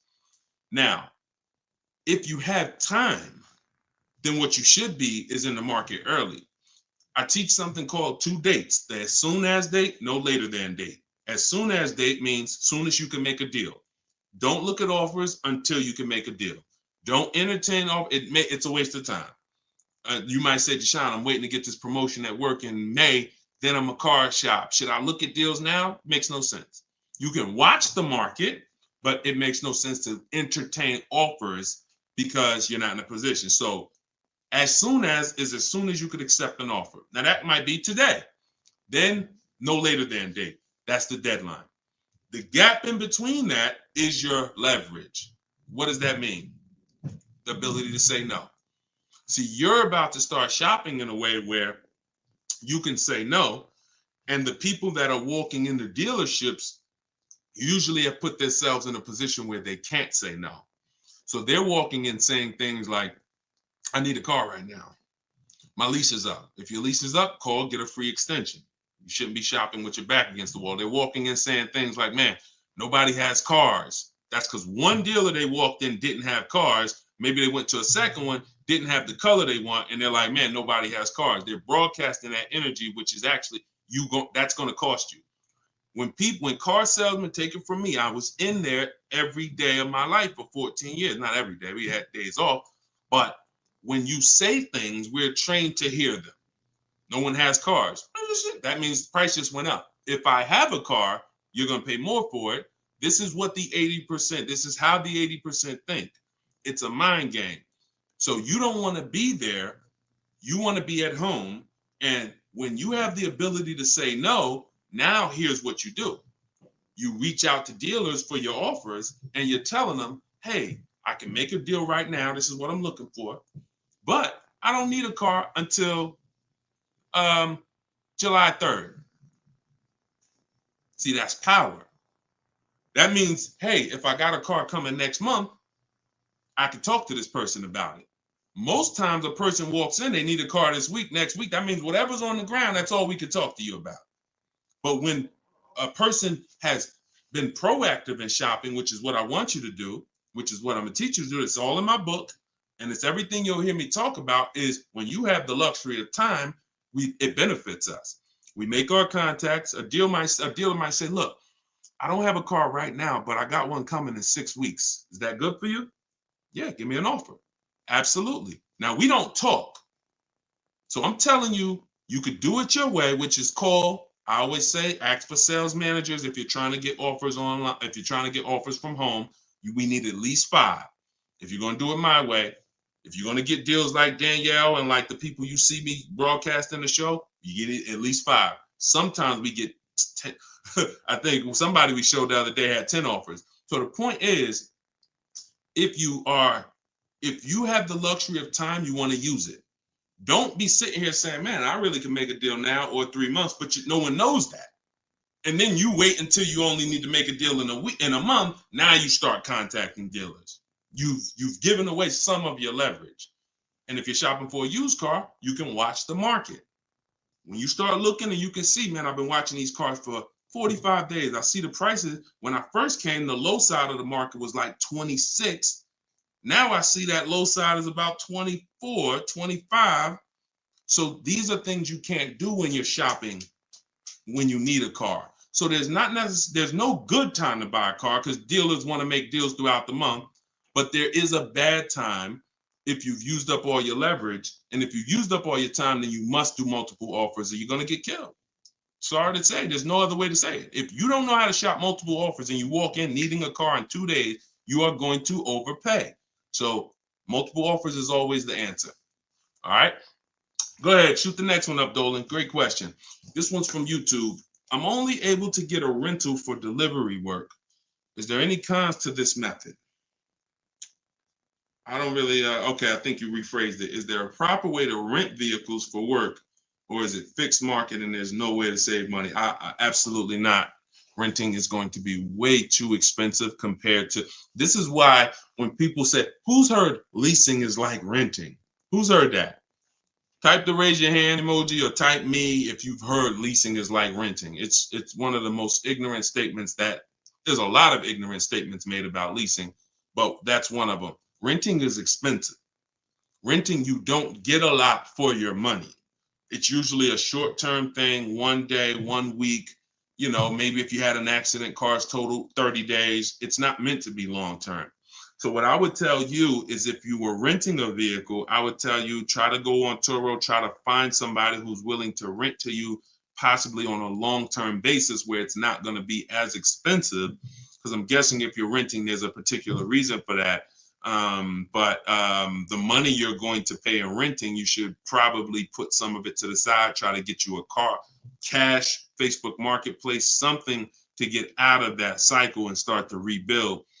In my book, I have a strategy of plan B, plan C for bad credit, where, you know, you can talk about cash, you can talk about buy here, pay here, even buy here, pay here, if done right, is better than renting. When I was 20, my second car, actually, my first one was a $500 car. And after I got a buy here, pay here Chevrolet Cavalier. It was, I put $1,500 down. I paid $50, I think, a week. And I paid off the car in a couple months. That car lasted me 6 years. So the key with buy here, pay here is to make sure you're getting a great car, a quality car, but renting, that if I had to rent a car and I'm in a position, I would try to find somebody on Turo, the lowest price per day, and then see, hey, if I did a long-term per month rental, how much would you give it to me for? I try to work that out, see how that works. All right. God bless with that. All right. Next question, Dolan. Shoot it up. We're getting a lot of questions, so I'm going to try to move faster through the answers. This one's Facebook. Once you have the car you've decided on, how do you go about getting multiple offers from dealers? Well, you could do it the manual way, which is I would see the only bad thing. See, and here's the thing. You guys know if you've been on, if this isn't your first time, if you've seen, you know I don't hold back. But I can't teach you scripts that I've written specifically so you don't have to talk. There's tons of scripts that I have in my book that you're copying and pasting from email, because when you're trying to get quotes online, you're dealing with trained people. And unfortunately, those trained salespeople are dealing with untrained customers that are not giving them what they need, not giving them the information. So 9 times out of 10, they assume anyone online doesn't really know how to shop online. they're defensive and they're not even going to give me what I need to make them an offer. That's why I keep trying to get them to come in. So when we do our copy and paste, we're giving them what we need. And that's the only reason I say I can't explain that to you. The only way to use that, like, all right, there's scripts for everything. There's 3 levels of contact when we're contacting online. This is my 25 to 5 strategy. You're using this for new cars and leases, not used cars. Different strategy for used cars. New cars and leases, you're using my 25 to 5 in the book. And what that is 3 contacts. First, we got to let the dealers know what we want. We contact 25 dealers online with a copy and paste template, tell them what we want. We need to tell them what we want. We need to tell them what our deadline is as soon as we can buy a car, which would be today, because we don't contact if we can't buy today, and then our deadline. And now you're going to have responses. Hey, when can you come in?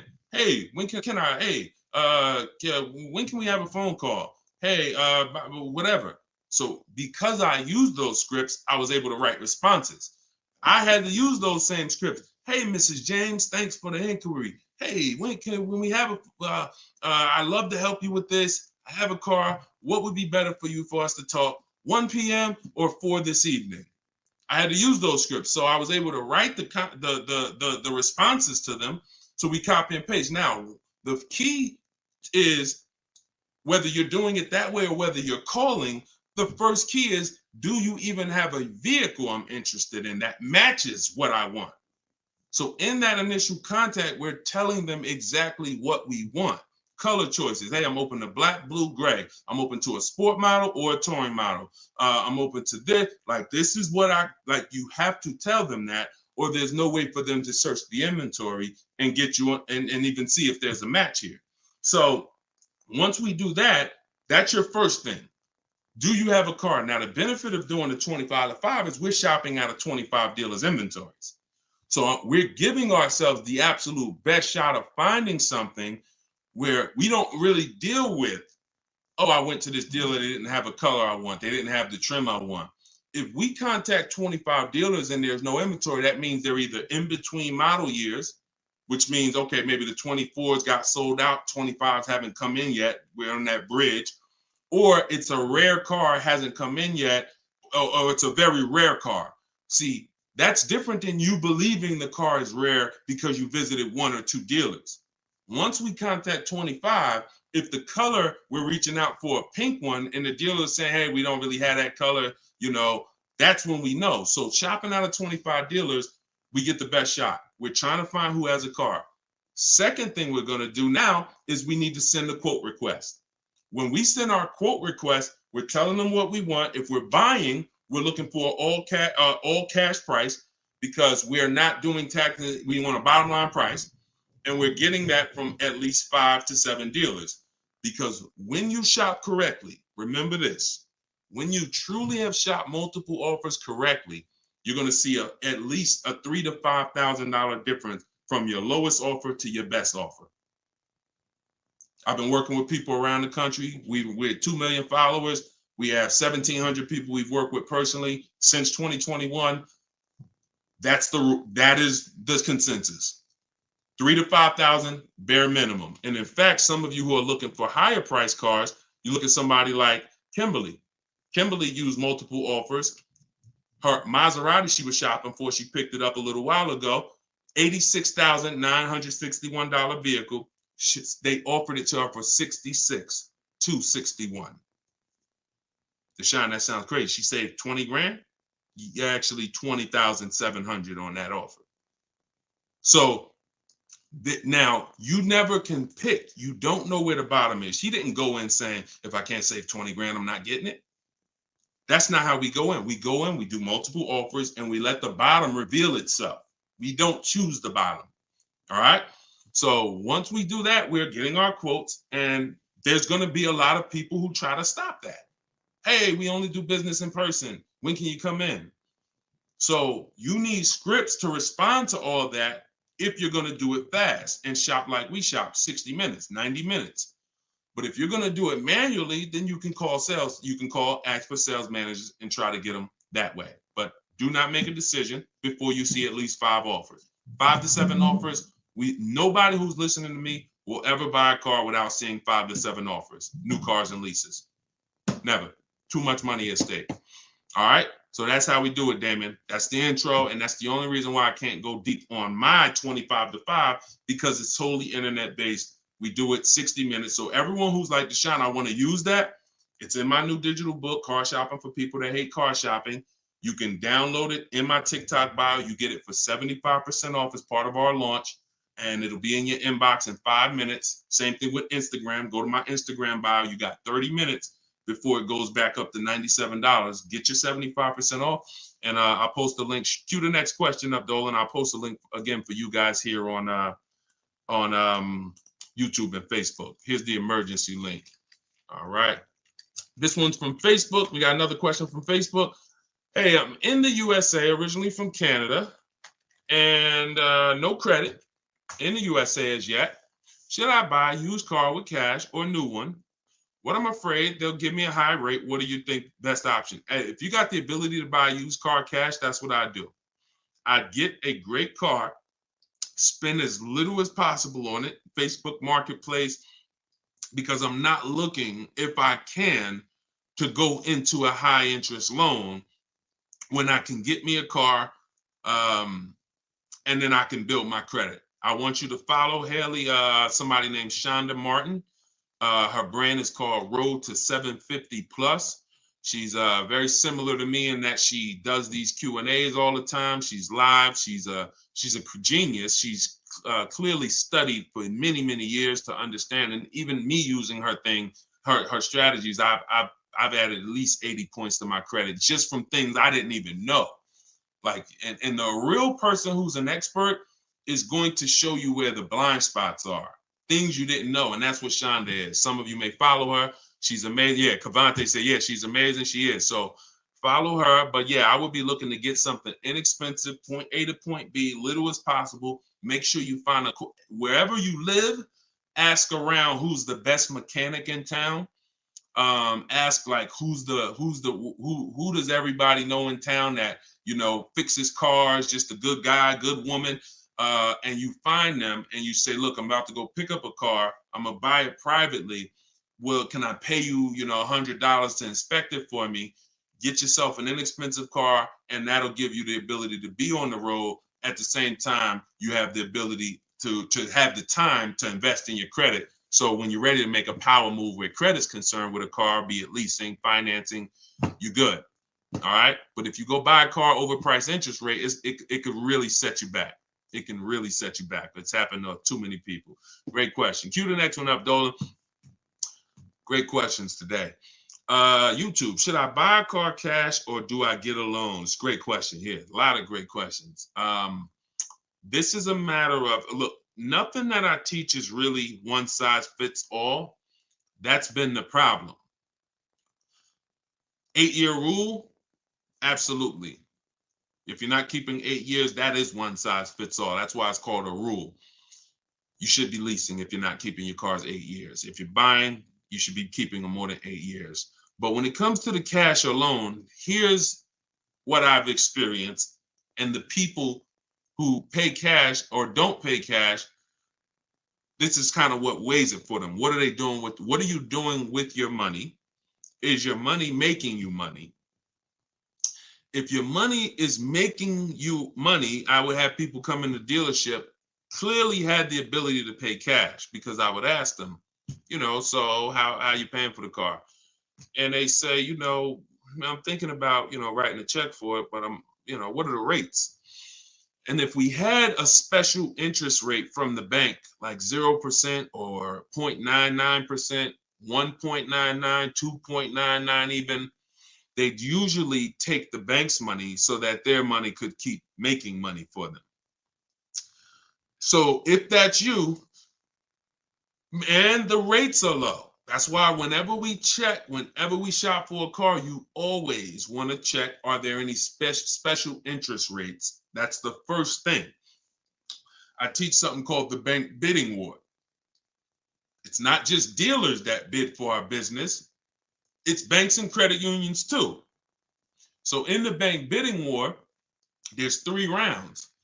The first round, though, is checking if there's any special interest rates, because if there is 0.99 or 1.99, no one's beating that. Therefore, the rest of the rounds are non-applicable.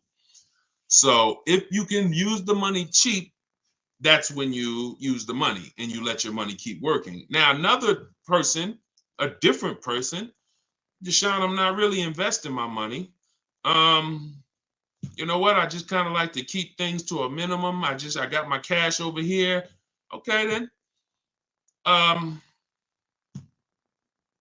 would still, if the money was cheap, consider it, because we could be coming into days where cash on hand becomes a little bit more important. But it's really about the cost of the money. If rates are high, 6, 7, 8%, 9%, 10%, then you want to put as much down on these cars as possible. If you're buying them, you want to put, you want to pay them off if you can, because the money is expensive. So it really depends on the cost of money. People, when the cost of money is cheap, they benefit from that, and I would think that those principles will work for anybody, and that's, you pick and choose which one of those situations fits you. But if you check the special interest rates, that usually puts it to bed. You see 0.99, it ain't no reason. Why would I? The bank's basically giving you free money to use. You can keep your cash on hand and still get the car. So I know some people don't believe in that. They don't believe in interest, but here's the thing. There's something called opportunity cost. Interest is not the only loss. When you're talking financially, opportunity cost is important. When you put 30 grand in a car and it gets you, we already talked about this. Cue up the next question, Dolan. Depreciation curve. When we start talking about financially making decisions, a lot of people see, if I put 30 grand cash into this car, what is my cash worth in 6 years? $30,000 car, what is it worth in 6, 7 years, y'all? 12, 10. So what's the return on that cash? It's not even positive. It's not even neutral. It's negative. So these are all the things that it's like, okay, you go over that, what I just said over the last 6, 7 minutes, and you choose what makes sense for you. But I'm never going to give you one size fits all formulas. That's what has failed you. Always do this. That's what has failed you. Go ahead. All right, this one's from TikTok. What's the best way to purchase a car once lease is over? Why would you want to? All you're doing. All right. Let's talk about buying our lease out. And I'm going to keep this quick because some of you know that I'm adamantly against this unless you're keeping the car 8 years. Because sometimes we look at our leases, right? And we say, oh, it's, should I buy my lease out? Here's the question. Should you lease again or should you buy a used car? When you are buying your lease out, all you are doing is buying a used car. That's it. When you look at it that way, it's going to become more clear to you. It's your car. You don't have to go search for it. You do need to make sure it's a great price relative to the market, but that's all you're doing, buying a used car. So the question becomes, should I buy a used car or should I lease? And when you realize that the 8-year rule, breaking it, is going to continue to lose you money and put you in negative equity, you won't buy your leases because you don't plan to keep them again for another 8 years. I'm going to tell you how I found this out to be horrible. Guy walks in the dealership. I'm looking at the car that he has. He says, okay, I'm looking to trade this in, get me something new. So, okay, how many years old is that? About 5 years. Okay, cool. How long you had it? I had it since it was new. Okay. All right, you know how much you owe on it? Nah, I don't know. Now, that's not a good sign, because if a person tells you they've had a car for 5 years, and they've had it since it was new, wouldn't you think it was almost paid off or paid off, right? If that makes sense, type of dollar sign. If a person said, you saw him, they're like, yeah, I had that car 5 years. I bought it. I've had it since it was new. Shouldn't it be almost paid off or either paid off, right? So when he said, I don't really know what I owe, I was like, okay, no problem. We'll call the bank. We'll find out. All right.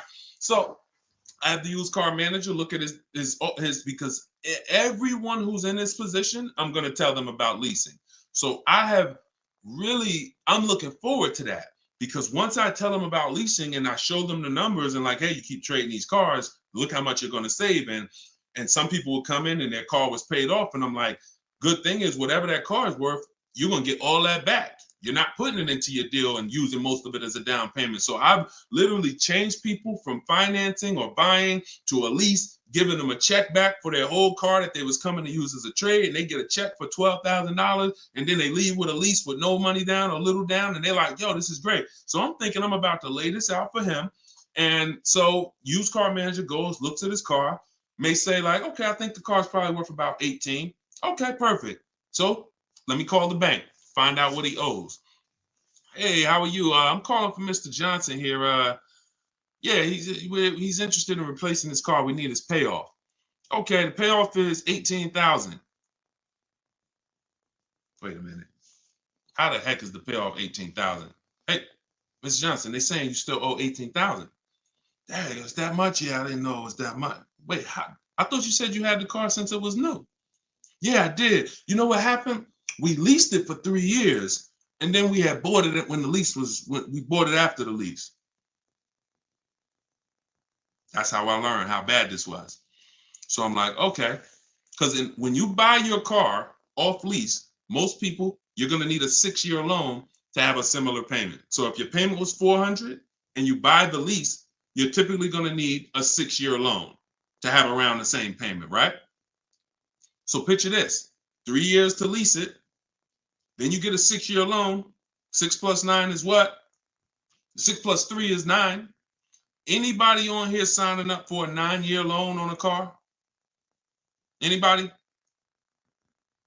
We got a lot of people on here. Anybody on here signing up for a 9-year loan? No? Okay. Room's quiet. So we've never signed up for a 9-year loan. Look, she said, heck no. Right. We never signed up for a 9-year loan, 9 years of payments on the same car. Yet when we buy our leases, this is what's happening. So you look and say, all right, you bought your lease, you put 6-year loan, so you leased it for 3, then you paid it for another 2, that's 5. Now you're tired of it. Yo, man, I've been in this car, let me go trade it. Problem is, you still have 4 years left of payments. That's why buying the lease is horrible. One situation where it makes sense, if you're keeping it 8 years. That's it. If you're going to keep it another 8 years from the day you buy it, then potentially go ahead. Because all it is again, buying a used car. If you said to Sean, should I buy a used car or lease? How many years you keeping it? I'm keeping 8, 9. Buy the used car. Don't lease. So preaching the truth. Thank you, Kevin. I'm glad, man. And hopefully these stories will stick in your head. So when you encounter these situations, you know, when someone says to you, hell, man, I'm thinking about buying a lease, you'll never forget the story. So this has nothing to do with getting the best deals. This has everything to do with having the best deal structure. So I'm glad that clicked. Go ahead, shoot the next one up, Dolan. Oh, I see we already been on for. All right. We'll do a couple more. I'm trying to get through them as quick as possible. Y'all, if y'all like Deshone, I love to know everything you teach of how you shop for cars. Everything I teach is in a step-by-step way. In my digital book, Car Shopping for People That Hate Car Shopping, 7 Steps to Saving Time, Money, and Avoiding Dealerships. Everything we do is a bid. We're buying cars and leasing cars in 90 minutes, 60 minutes. When you get good, you'll be able to do this in like 45, 60 minutes. You never spend more than 30 minutes in a car dealership. You're at home. You're the prize. You're getting bids. You're no longer negotiating one-to-one where you're in a losing position. When you're getting bids, you're in the winner's position. So you can get your book for 75% off as part of our launch. So we want to do 75% off. It's normally $97. In my TikTok bio, you can grab yours. It'll be in your inbox. And some people say, before I get to this next question, Deshone, is it in print? There's a lot of reasons when you use it, you'll see there's no way this book could have been printed. One, things change. Vroom was one of the companies that we used to use for bidding. Vroom's out of business. if we had 100,000 books out there in your houses that you all paid for, now it's like, okay, what do we do, y'all? That's obsolete. Now that's when you hear people say, hey, you need volume 2. I know just 6 months ago that I asked you and told you that I was going to solve your problem with volume 1, but that's no good anymore. Volume 2, get it today. We're not doing that. And there's nothing against them because, again, you know, they did what works, but we didn't want to do that. I wanted to be able to update this book on the fly. What I did when Broom went out, I updated the file. Everyone's book was updated. And there's also links in there. There's links to videos. Like I said earlier, you have my scripts in there. That was all stuff. You're going to be copy and pasting this. There's no way I could have did that in a physical book at all. All right. What do you think of swap a lease? If you can get a great lease deal, absolutely. Absolutely. We always compare, divide the monthly payment into the MSRP. The 1% rule has existed way before I started, way before I even got in the car business. The 1% rule said if you can lease a car for less than, for 1% of the MSRP, no money down, no money out of pocket, just, you know, covering the first month's payment, you stole a car. Coincidentally, every lease I've ever had was under 1%. I paid $330 a month for my $35,000 Jeep Grand Cherokee Laredo.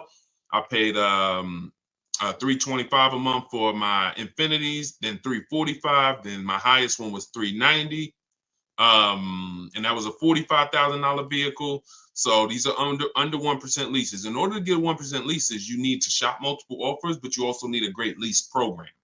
So what we always say is under 1% is a steal. You'll see there's 3 categories of leases. Steals, great value. Those are under 1%. Great deals. Those are between 1% and 1.5%. And then where it's time to chill, over 1.5%. You're paying too much for a car you're giving back. So if I was taking over someone's lease, I'm judging it by the same thing. Leasing is a value play. How much car can I drive for that payment? It's the ultimate way. The lower that percentage is, the more you've leveraged your money into a great car. So yeah, I'll check swap a lease, definitely. Go ahead, shoot the next one up, Dolan. This one's from TikTok. Can I sell a leased car? Who didn't know you could sell a leased car? Type me. My cousin left me his 2020 Toyota Highlander with 2,000 miles, so I need to get out of my lease. I don't need 2 cars. Okay. Equity assessment. Call the leasing. Matter of fact, I'm not going to repeat it because I already talked about this at the beginning of the broadcast. So after the broadcast, go to the YouTube page. You'll see it. I think it was either the first or second question. So within the first 10 minutes, I talked about how to do the equity assessment. You're going to follow that process. And this is all in my book. If you're like, Deshone, I don't even want to watch the video. Is that in the book? Absolutely. Because everything I'm teaching you is out of one step in my 7-step process. So the equity assessment is step 2. After we decide leasing versus buying, that's step 1. That's the most important question. Foundation of your car deal is, did I lease when I should have leased? Did I buy when I should have bought? Once you pass that, now if you have a car to replace, you need to do an equity assessment to see, do I have equity? Am I at a break even, which means I can get out? I'm not going to make any money, but that's fine. I can get out. Some people got a lease. I could get out the lease early. You technically can't do that because you're breaking a contract, but if you can sell out and break even, then you can get out early. Or do I have a negative position where, in which case I can't get out early? In the case of a negative, if you have a negative position on a lease, you can't get out early without penalty, without, those payments. But if you're a negative equity on a finance, then that's different. There's no negative equity in a lease. I know we kind of use these terms interchangeably. Negative equity is only with a finance because you have to pay the money. With a lease, if what I get offers for, if it's below my payoff, then I just stay in the car until the end. I don't have negative equity.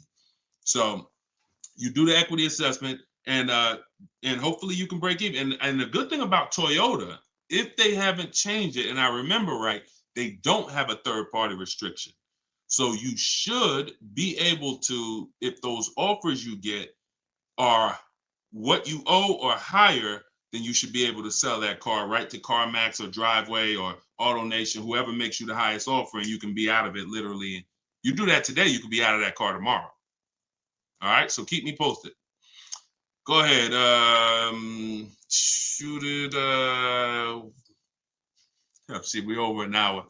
And I know Dolan, we always try to keep the shows an hour, but it's like the questions start rolling in and it gets good. Go ahead. Shoot another one up, Dolan. We'll wrap in a second. Facebook. When you go online to build and decide on needs and wants, you look at the cash price, not the lease price. We don't look at any price online. Pay no attention. Nothing online is a deal, y'all. No commercial. I don't care what you see. Deals are like this. Hey, look, this is their offer. Look, this is what we gotta. Can we do it? What? Can you get them up any? Like, will they come up any at all? Nah, man. They said that they made this, and it's like, shoot. All right, let's see if you get another. Can you get another $10? If you get another $10 a month out of them, just take it. If not, then do the deal. That's a deal. You don't repeat it. You don't. I used to have to tell certain people, when you got a real deal, hey, when you come back, I'd love for you to send me friends, family, but don't tell them what you're paying, because I probably can't duplicate that, honestly. That's a deal. The whole opposite is what they advertise to you. Deals are not advertised. Deals are when the dealer makes little to no money. Little to no money. That's a below market deal. If they're putting something on a commercial, that means the dealer doesn't mind if 80 people come in and get that offer this month. You have the money down? Yeah, I want to pay the $460 a month. Okay. You have the money down? Yeah, it was $3,400, right? Okay. What about the taxes and fees? Because that's small print. All right, how much is that? That'll put you probably about another $3,200. And then I could be at that payment from the commercial? Yeah, definitely. Okay, let's do it. That's not a deal. That's not nothing special. We didn't mind making that. Come on, if that's what you want. So if you want deals, you got to understand. Don't look at commercials. Don't look on the internet. Oh, this deal is advertising this. Deals are not advertised. Let that set. All this marketing that has worked on come at the end of the month. Imagine being in a business where your customers were trained to come at the end of the month. Imagine if you had a pizza shop, a car wash, and that happened. You knew that the industry was so good at marketing that you knew the last 3 days of the month, your car wash is going to have lines around the corner. That's marketing. So dealers make deals when they're like desperate. I want to see. Nobody's here. So don't pay attention. Don't pay attention to that. Just follow the process. Oh, I see you got the book. Just follow the process. If it's not written in there, Ty, don't add to it. Don't add to it. If Deshone didn't say, go to this website and look and then write that down, don't do it. The whole purpose of why I wrote that book in that way is to take the guesswork out of it. If you find yourself like, okay, what should I do here? All right, I'm going to do this. You're probably off my path, because my path is very rigid. It's like a McDonald's system. You hear that beep, the nuggets are ready. Oh, don't change it. And then you'll get the results. We call that trust in the process. Great question. All right, y'all. We just hit an hour and 10 minutes. Y'all, I would love to do this all day. We are going to continue to do these broadcasts. Once the questions start coming in, I don't want to discount any questions. So I wish some questions I could just answer in 30 seconds. It's not possible without me just cutting it short and then you not getting the value out of it. So we try to get through as many as possible. For everyone who wants everything I teach in one place, you can get everything in my social media videos. But I think what you understand now from being on the broadcast is there's lots of different situations. So when you're moving through my social media video, you're saying, oh, he's talking about leasing here. He's talking about buying a used car here. He's talking about banks here. He's talking about high mileage here. All right, that means I got to try to piece this together myself. Same thing with the broadcast here. If you're like Deshone, I want everything in one spot, step by step. It's all in there. Leasing's in there. The high mileage paths are in there. The new car purchase paths are in there. Used car purchase paths are in there. And step 7 of my book is delivery. So you shouldn't be thinking, oh, I'm gonna read the whole book, then I'll start shopping. No, it's action guides. It's essentially a big checklist. Do this, do this. By the time you get to step 7, you should be picking up your car, getting ready to have it delivered.